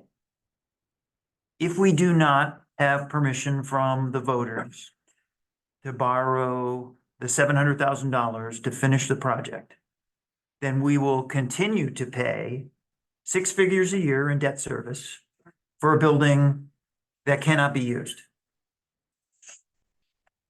I understand, I'm a builder, 30 years, 35 years, I know what cost overruns are all about. And when I look at my obligation as a public servant in terms of creating this warrant, it's important for me to look at where we've come from. The voters very clearly approved the renovation of the old Academy building in 2020. That was before I was even on this board. They approved it. They told us to do it. We're the executive branch. The voters are the legislative branch. We've got an obligation to do what they tell us to do. So we're unable to finish what they asked us to do. It makes sense to me that we should go back to the voters and put it before them and ask them if they want us to finish it. It's all about the percentage, and you know that as well as anybody. It's all about the mill rate. In 2022, it was an easy year, and people didn't mind paying 5% or 6% added on to onto their taxes. But now we're talking, for a lot of us, double digits, and that's a lot of money. I hear you. Within the $700,000 proposed for the academy, does that include all of the earthwork on the outside and the outdoor gym? Everything That was on that other thing is a separate package. All that outdoor stuff is a separate package that they pulled together for Steve Eldridge to be able to submit to, I always forget the acronym. The what is it, LCFW, what it, you know. Land and Water Conservation. Yes, Land and Water, Yeah. LWCF, Land yes. and Water Conservation. Yeah, so to be able to pull together to put in grants for that outdoor section. So we did not include any of that because that is, bonus stuff, because we want to be able to just get into the building. All the outdoor stuff will be on a separate grant that Steve Eldridge is working on with Doug Beck's group. So that's something that was an extra that we put the information out there for people to know that that is a possibility. And but what that 750,000 is going to do is get bathrooms in there and get the building finished. So, A certificate of occupancy, yep, so that people can use it. Yeah. So that we can use it for voting, so it could be rented. yep, And there'll be access. yes. I mean, People will be able to use it. If you look at the schedule for this building now that we don't have, a room for rec to use, it's a gym for public safety. This room here is getting used almost, if you look, at least 4 times a week, sometimes only 2, but it fills up. So the use of this room would take away from the other thing that we were asked by the voters to do, is have recreation opportunities. And if we don't have a room for rec to use, well, where do we go with that? So the programs that we want to do with rec, we need a space to do them with, and we'll have that opportunity either, if people are meeting in the academy, then this room will be available for rec opportunities, So we're just seeing this room used more and more and more and more. And then the last item on our capital improvement plan is the replacement of a SUV for a police officer. And this is a request from the police department to replace I think it's a 2016 model that has 150, 200,000, We're probably around 165. right? 165,000 miles. So it is very close to the end of its life. Putting off replacing the exhaust system in the top. Just the other Volvo. So. Will it pass inspection? You can hear them coming. Yeah. One more thing, Ken, so the seven, is it 700 or 750? 700. 700. What is the tax percentage difference with and without that? Is it substantial, is it not substantial? It was $33 on a $300,000 home. That's what it would add. That was It's a 25-year loan. 25. Yeah, so it's probably a 50-year asset Exactly. scheduled over 25 years to be paid for. And the building's been there since 1856 with terrible maintenance. So I think with good maintenance, that building will be there for a whole lot longer. So And also I know when we talked last time, you had I don't know if it was a concrete number or a hypothetical number, the $1,200 for non-residents to rent the venue. 1,200, no, that was, I guess my question is, have you come up with, I just did I think I had back of the napkin information on that, so I'd have to find that piece of paper, which I know, well, I think it was, so that is for out of town, yes. Out of town, we're from out of town renting that, it would be about $1,200 for the whole entire building. If you were if you were a Monmouth taxpayer renting that, and this is the same thing that Dennis uses for Cumston, it was about $250, I think, for the whole entire buildings, which is extremely reasonable for a 2,500 square foot building with a catering kitchen, so. What's the occupancy of this building? That's a big question. The occupancy of the building is 258 people, according to the architect's plans. That's just the architecture, the state fire marshal's office. That is the architect's. Okay, so what's the actual occupancy of this building? The occupancy of the building, the total occupancy is 258 people. That's what, Now you put tables and chairs in there for this beautiful wedding venue. We're talking about what's the occupancy of this building? well, I guess that would depend on how many tables and chairs, but. Excuse me? I guess what I'm getting at is I don't believe that building is big enough No. to have weddings and things that you're talking about with the occupancy. That's only my opinion. But I don't think we're gonna get the revenue that we need to suffice what we're paying to put it up in place, renting it. So, and there's a lot of other opportunities too. I mean, right around the corner is, Listen, our Yeah. decision as a select board is just to say whether or not we think an idea is far enough along to put it in front of the legislative branch of the I town. understand that, but I just wanted some information so I can do my due diligence when I go vote. which is Yeah, my right. okay. yeah. I just, we've mentioned and used Melody Hall as an example in the past, and that's always been a little difficult to use. Well, we don't own it, so it's out of our hands.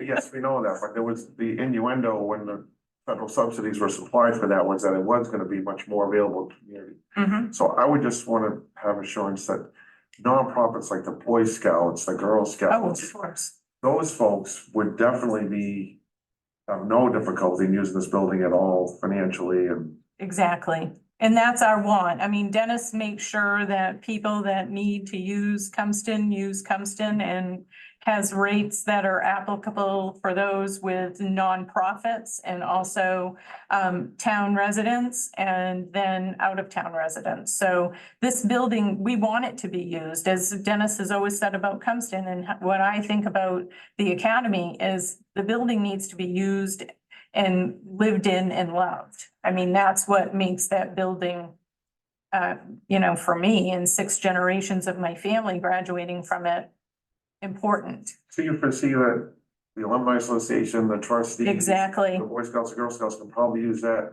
without Yes, little to any fund. exactly. Okay. Yeah, That's I my mean, question. my hope, and I've said this to pretty much anybody that would listen to me, the alumni and the academy trustees that give $60,000 a year to students and scholarships will be able to use that building without having to Jump pay a through the hoops like fee we do or now. jump through hoops and have to fill out an application and ask for somebody to let us into a building we pay $500,000 a month for.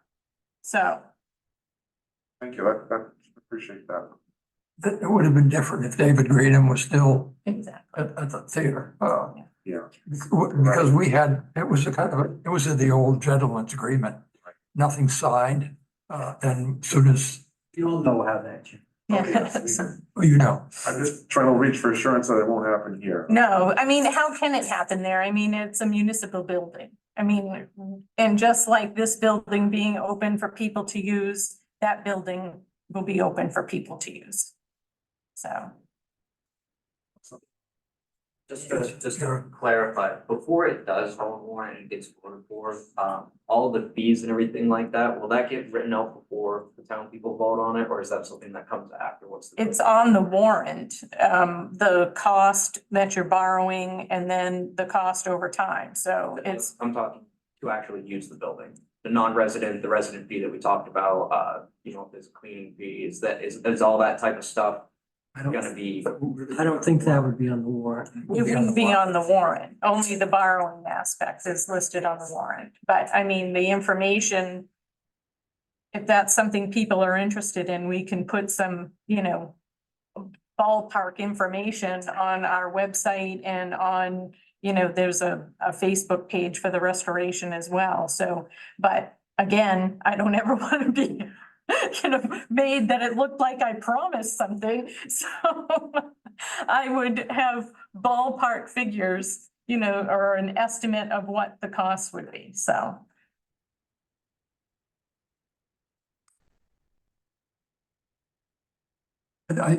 My opinion is to have everything on a separate warrant so that you get a chance to vote on doing that building. You get a chance to vote on Well, I'm of the opposite opinion. I think there should be one, I think all these borrowing issues should be on one article. And you lose it all. Well, maybe, you do that, we're not gonna vote for any of it. well, maybe. But that's my opinion. And it'd be bonded. I mean, as Justin said at our last meeting, I mean, if he was taking a bond, it would be a collective bond, so it would be. Mhm. just like when we voted on the Packard Road, we voted, Damn. yeah. Mark, what's your opinion? It should be separate articles, I think. I definitely think we need to let the people decide where they're gonna spend their money. If you bond it all together to borrow the money, that's fine, but if there are people don't want a particular project, they should be able to vote that way and not approve funding for a particular project if they don't think that that's where their tax dollars should be going.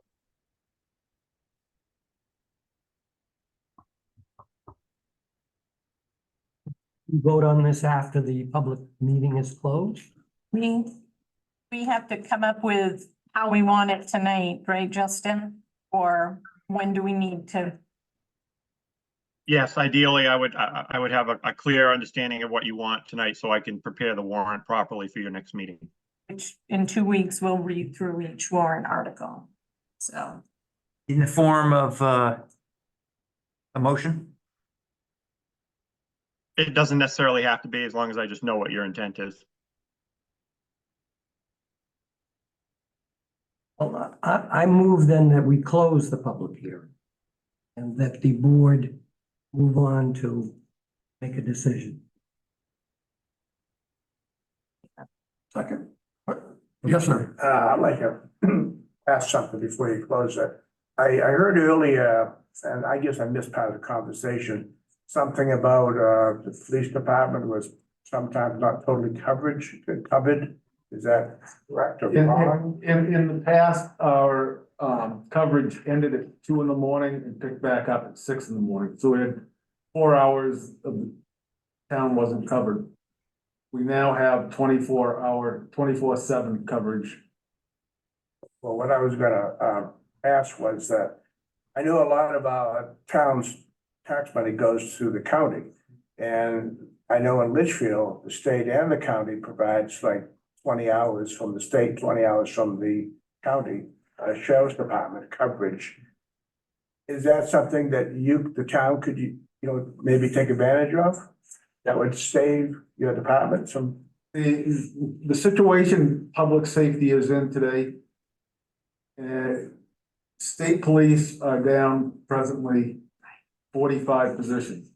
They just got allocated another 43 positions to the legislature, so they're in the process of getting that allocated. So technically, they have 83 unfilled positions. State police is removing their rural patrols and doing their specialties.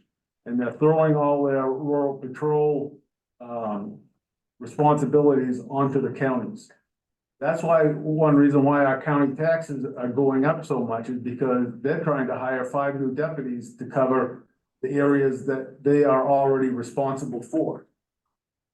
Which leaves towns and cities that already have organized police departments. I mean, they don't come into our communities unless we specifically request, because they're stretched so thin themselves. But we can request, right? You can request, but they won't do it.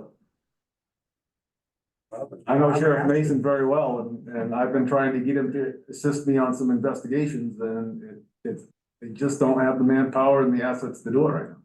Well, that's a question you answered. Oh, Good question. yeah. So Joe's made. Okay, No, I'm done. you made a motion. I made a motion to close the public hearing. I'll second. So, okay, Joe's made a motion. Chris has seconded it to close the public hearing. And all those in favor? Mark? Yes. Thank you. And then now we have to decide what we want Justin to do with the warrant. Well, do we do first the public comment? Do we do this? Or is this part of the public hearing, deciding the directive for it? So Is that what we should do, Justin? Yeah, if you can just give me some direction on where you want to go with these, the two. Obviously, there's the 4 items that are on the capital list, but also whether you want me to use the remainder of the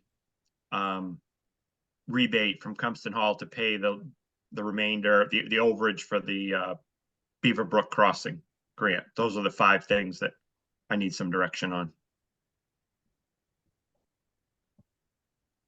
Well, it seems to me the easy, sensible one is to ask Justin to use the excess of the rebate. Right. To fund the budget overrun of the Beaver Brook. Culvert. I agree with that. Yeah. Mark? Yeah, that sounds logical to me. And I would offer a suggestion that we give the voters a chance to vote on each of our capital improvement items separately, but with the understanding that be displayed as select board recommends. We do that, we have to do that anyway. No, we can put it on the ballot with no comment. But it would seem to me that each of our items is well, for the most part, a long-term and cost-saving item. We can't ignore the urgency of solving some of these problems for another year. And so I would suggest to the board as a means for consensus that they be individually displayed, but with our recommendation. I'm agreeable to that. Mark? The only one that I question is the funding for the old academy. Unfortunately, I mean, I gotta come out and say, I didn't vote to do the project in the first place. But now we're at the point where we've got a vacant building that is gonna be unusable that we gotta pay for the next 20 years. So, I think that, you know, it makes sense, I guess, to finish it at this point because we're making the payment anyway.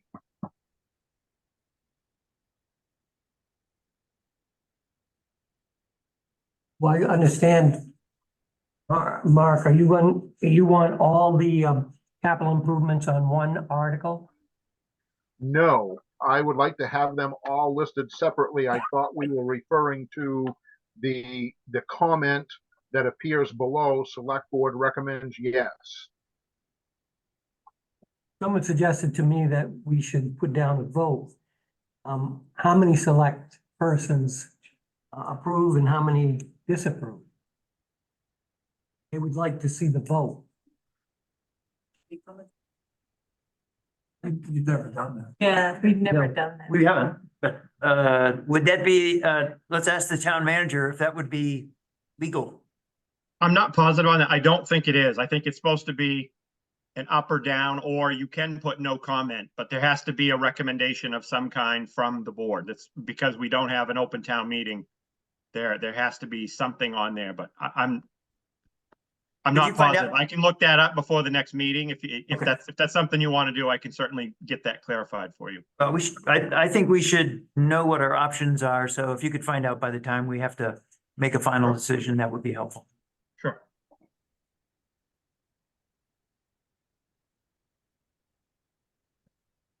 You all set then? Yes, I Justin? think so. Unless you have anything else you want me to do in relation to the budget. Oops. So we'll close the public hearing. We already closed. So we will close it. I guess we haven't done public comment. Have we not? Have we not? Public comment, of course, it's dead. You. Yes. I just want to say that I'm sorry about what happened earlier, and I that shouldn't have been necessary. I'm not those people. I can't apologize for that. I just want to say I'm sorry. I feel that it happened. Do we have any kind of a policy that We exists do. We do. for exiting people? I mean, I feel I was fully within his rights to exit people. Did done it earlier, but I'm really. I wish I could transpose myself and then for a moment and say we apologize, but I really felt bad for you. And you need to respect the front table, if you're elected officials, and that was just totally appropriate. And I thank you for your staying put, and you're still sitting at the table, and I feel bad that it happened to you. But is there a policy that we could maybe? There is a policy. There is a policy that we approved a while ago. Can we have them removed also? I didn't see them misbehave, but I guess it should be that, but. I think it's 3 minutes of, they have 3 minutes. And, Is that how it works? yeah, It's our meeting. I mean, you're just here because we let you be here, kind of thing, you know? And, yeah, that's, I, That whole I- comment should have been done on the public. public comment, Not in a. not in the not- public hearing. Right. We were Yes. in a public, Yeah. Hearing, right? we were in a public It was hearing. outside the Yes. agenda item. Yes. I don't remember the last time I've gotten mad, like that. I never saw him mad like that in school even, so. But I. There was a time when I misbehaved. Ken, do you remember that? I don't ever remember seeing that. I would say though that I think the place where perhaps we need to all give some consideration is just the point of interrupting someone else when they're speaking. And that's just not, Yeah. not the way we should conduct ourselves in a public meeting. Right. Yeah. And we were also hearing answers to the question that were being ignored. I thought that was great that Justin already had spoken to the Litchfield town, but that seemed to like say right over it. If I was on that road, it'd been awesome. This is great. We're moving forward with some progress here. But it was like totally ignored, and the progress, the things, the positiveness that was coming forward was just, it didn't matter. You could have been Jesus standing here. They were gonna throw rocks. That's all it was. Can I just say, I think you often try to be informal with people doing it, and I think 85% of the time that works. Or more, 95% or maybe. But maybe this was a time to just say, okay, we need to stop and move this into a more formal procedure so it can move away. And then you can say, this is how this will work from this point forward. Maybe that is the sort of compromise between keeping the informality when we can and bringing in the formality when it would benefit both sides. You didn't use the gavel enough. No. Nance got me a really big gavel, and it's sitting in the town office. Cause this thing is. Seem to make it. I just want to say, sorry, that I do have another item I'd like to bring up. That is, Yes, sir. within the budget form here, there's the rural community action ministry, and I don't want to dwell on it a lot tonight, other than just to throw the idea out and ask for thoughts later down the line at future meetings.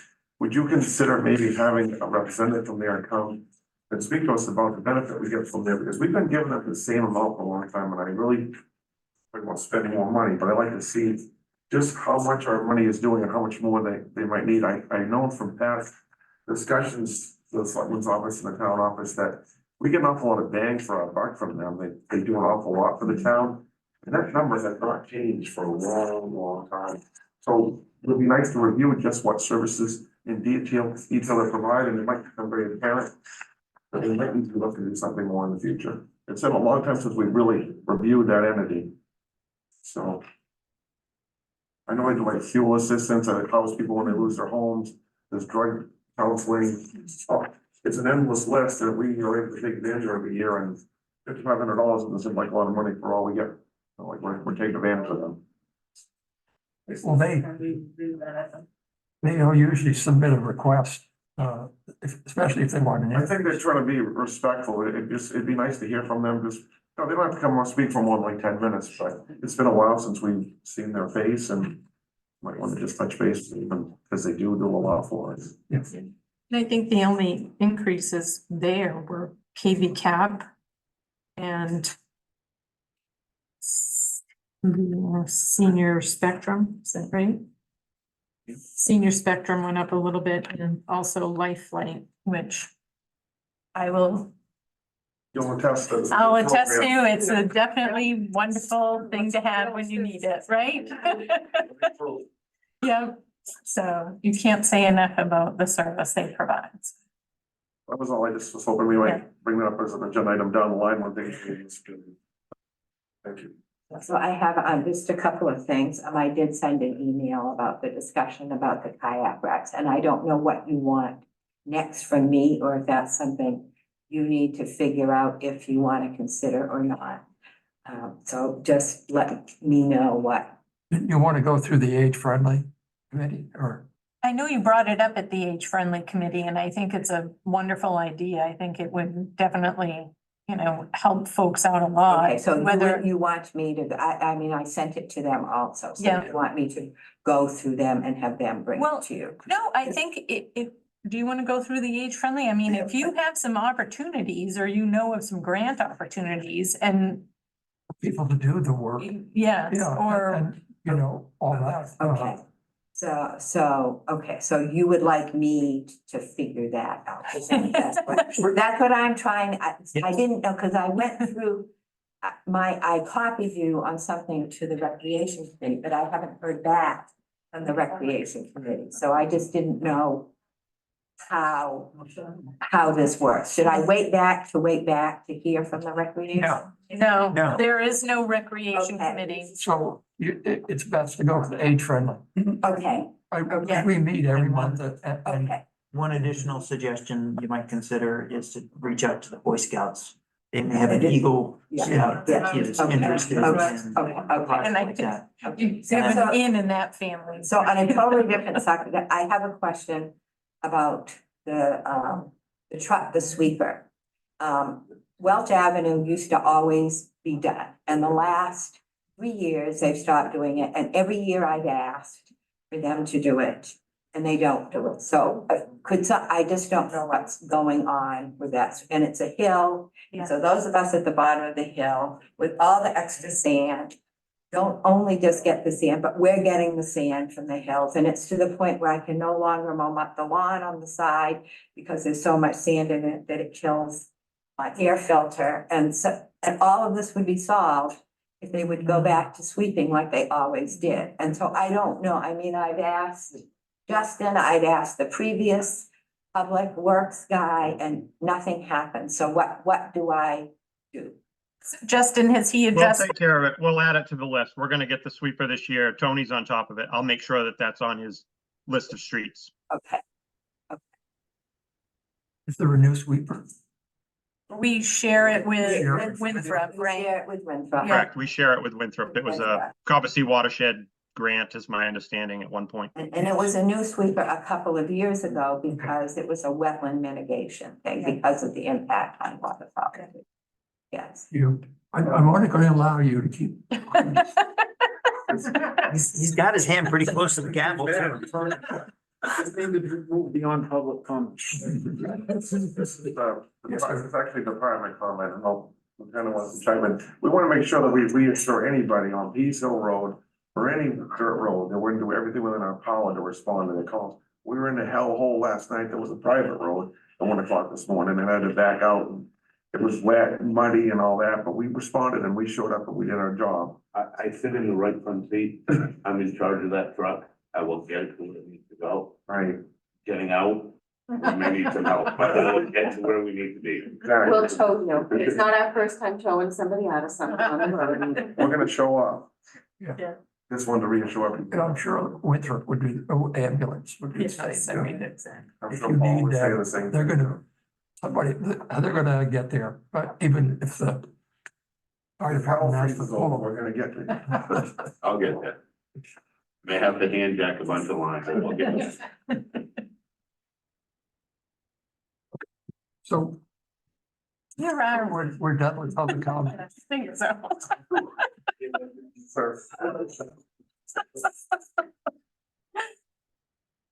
Next is to consider submitting the community resilience grant for Athabasca Dam. So the Wendy's here tonight too, but the little update is that Winthrop doesn't want to submit a grant with us. So we will we'll apply for the $50,000, and if our study runs over that amount, they will pay the overage out of a different set of funds. Their concern was that we might not use the full 125 and you can't use it for anything else, so the money would get returned. So they chose to submit their own grant to do their own things with their 50,000, and then we'll do this with our 50,000. What I'm sort of looking for you to do tonight is to give me a little leeway. So so the draft, obviously, that's in front of you, had the Winthrop cooperative Yes. grant, but they just decided this yesterday that, or what's today, Wednesday, Monday night, that they weren't going to do this. So most of the information in here is fine. Wendy submitted her letter of support today, and that's not incorporated in here. And I also am still awaiting the information from Calderwood Engineering about what some of their preliminary ideas will be, and we're going to include that with some type of cost estimate with the grant. So Wendy may have some stuff to add, but what I'm looking for you to do tonight is to sort of give me the authority to submit this grant next week with the edits that, you know, Wendy and I think are in the best interest of us getting this money, and just kind of give me the authority to submit this on the town's behalf, even though you won't have the last view of it before it goes. So that's kind of what I need from you, because our timeline is this is due the end of next week. So I won't be able to put it back in front of you in its final form before it goes. When it says in partnership, it'll be ALIA and Common Watershed. Correct. I make a motion, we approve Justin submitting the community resilience grant with the changes that he mentioned for the Anabesica Dam. Second. So the motion by Chris, second by Ken. Can Wendy, Yeah, do you add a want, comment? yes. Wendy, do you want to speak on it? Super briefly, because you've been here a long time. I got to eat supper since it's on Zoom and you didn't, so so yeah, we're just moving forward with it. It's just a little different than we had hoped. The partnership idea was great, but it's still going to move forward because the town of Winthrop, you know, wants to support the project in a different way with different funds, like Justin said.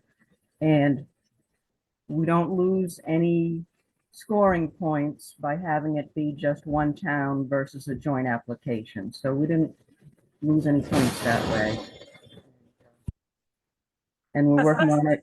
Calderwood Engineering is going to have their information done by the end of the week. And I'm still working on different parts of the draft too. And the KV Cog staff person, this is like her top priority of the grants that she's working on for this application round. So yeah, just thanks a lot, and Justin will move forward with it and we'll get it done.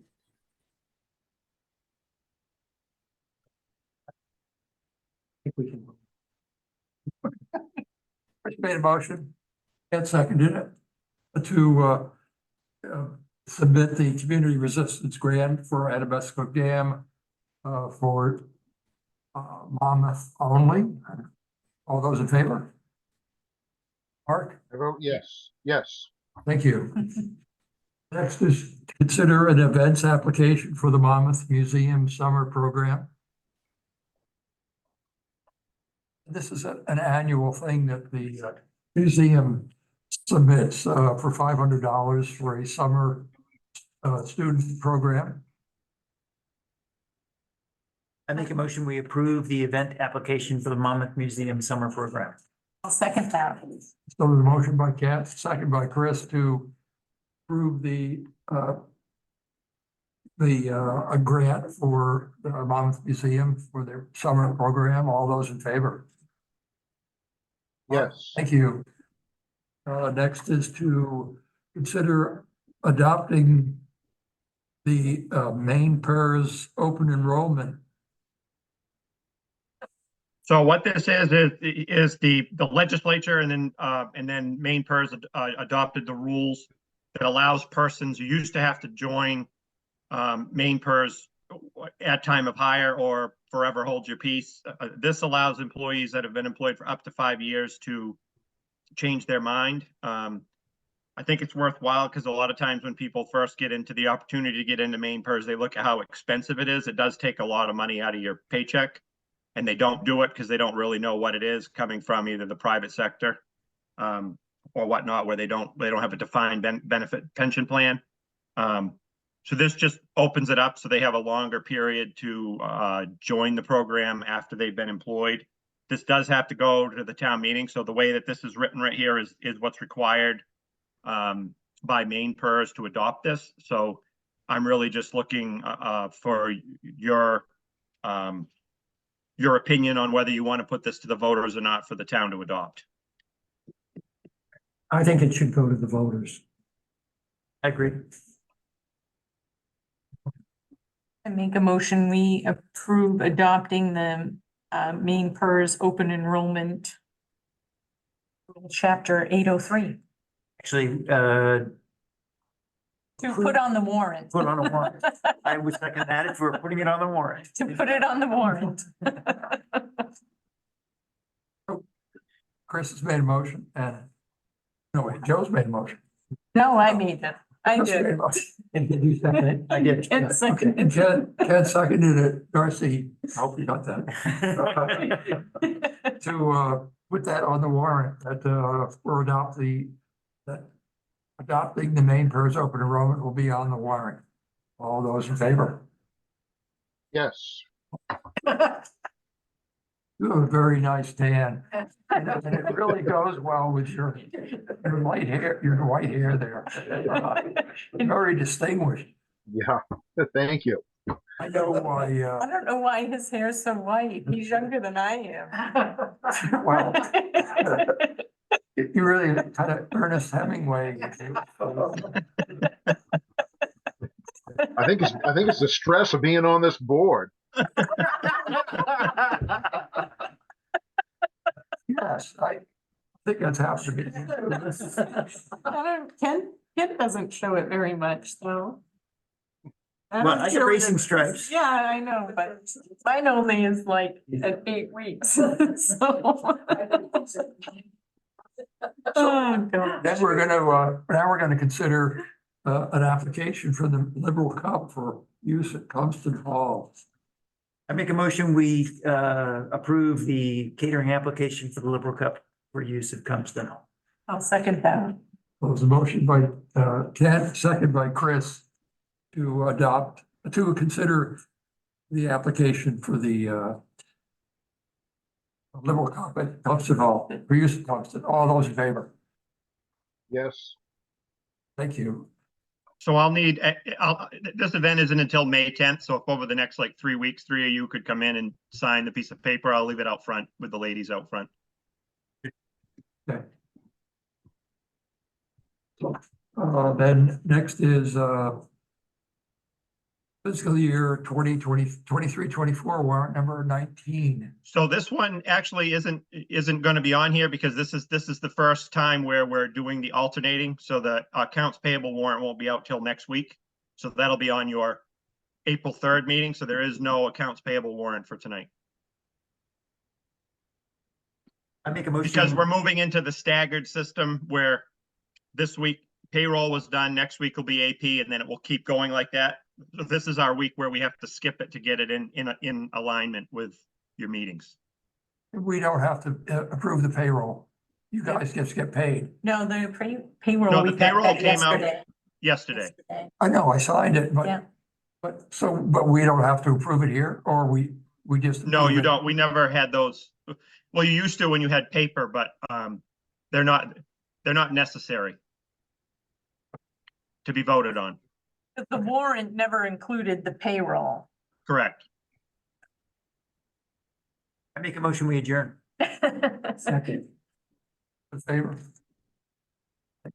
Appreciate it, Mark. Bye, Mark. Good night. Thank you. Next time, Mark. See you next Good week. night. See you next week. Thanks, Justin. Justin.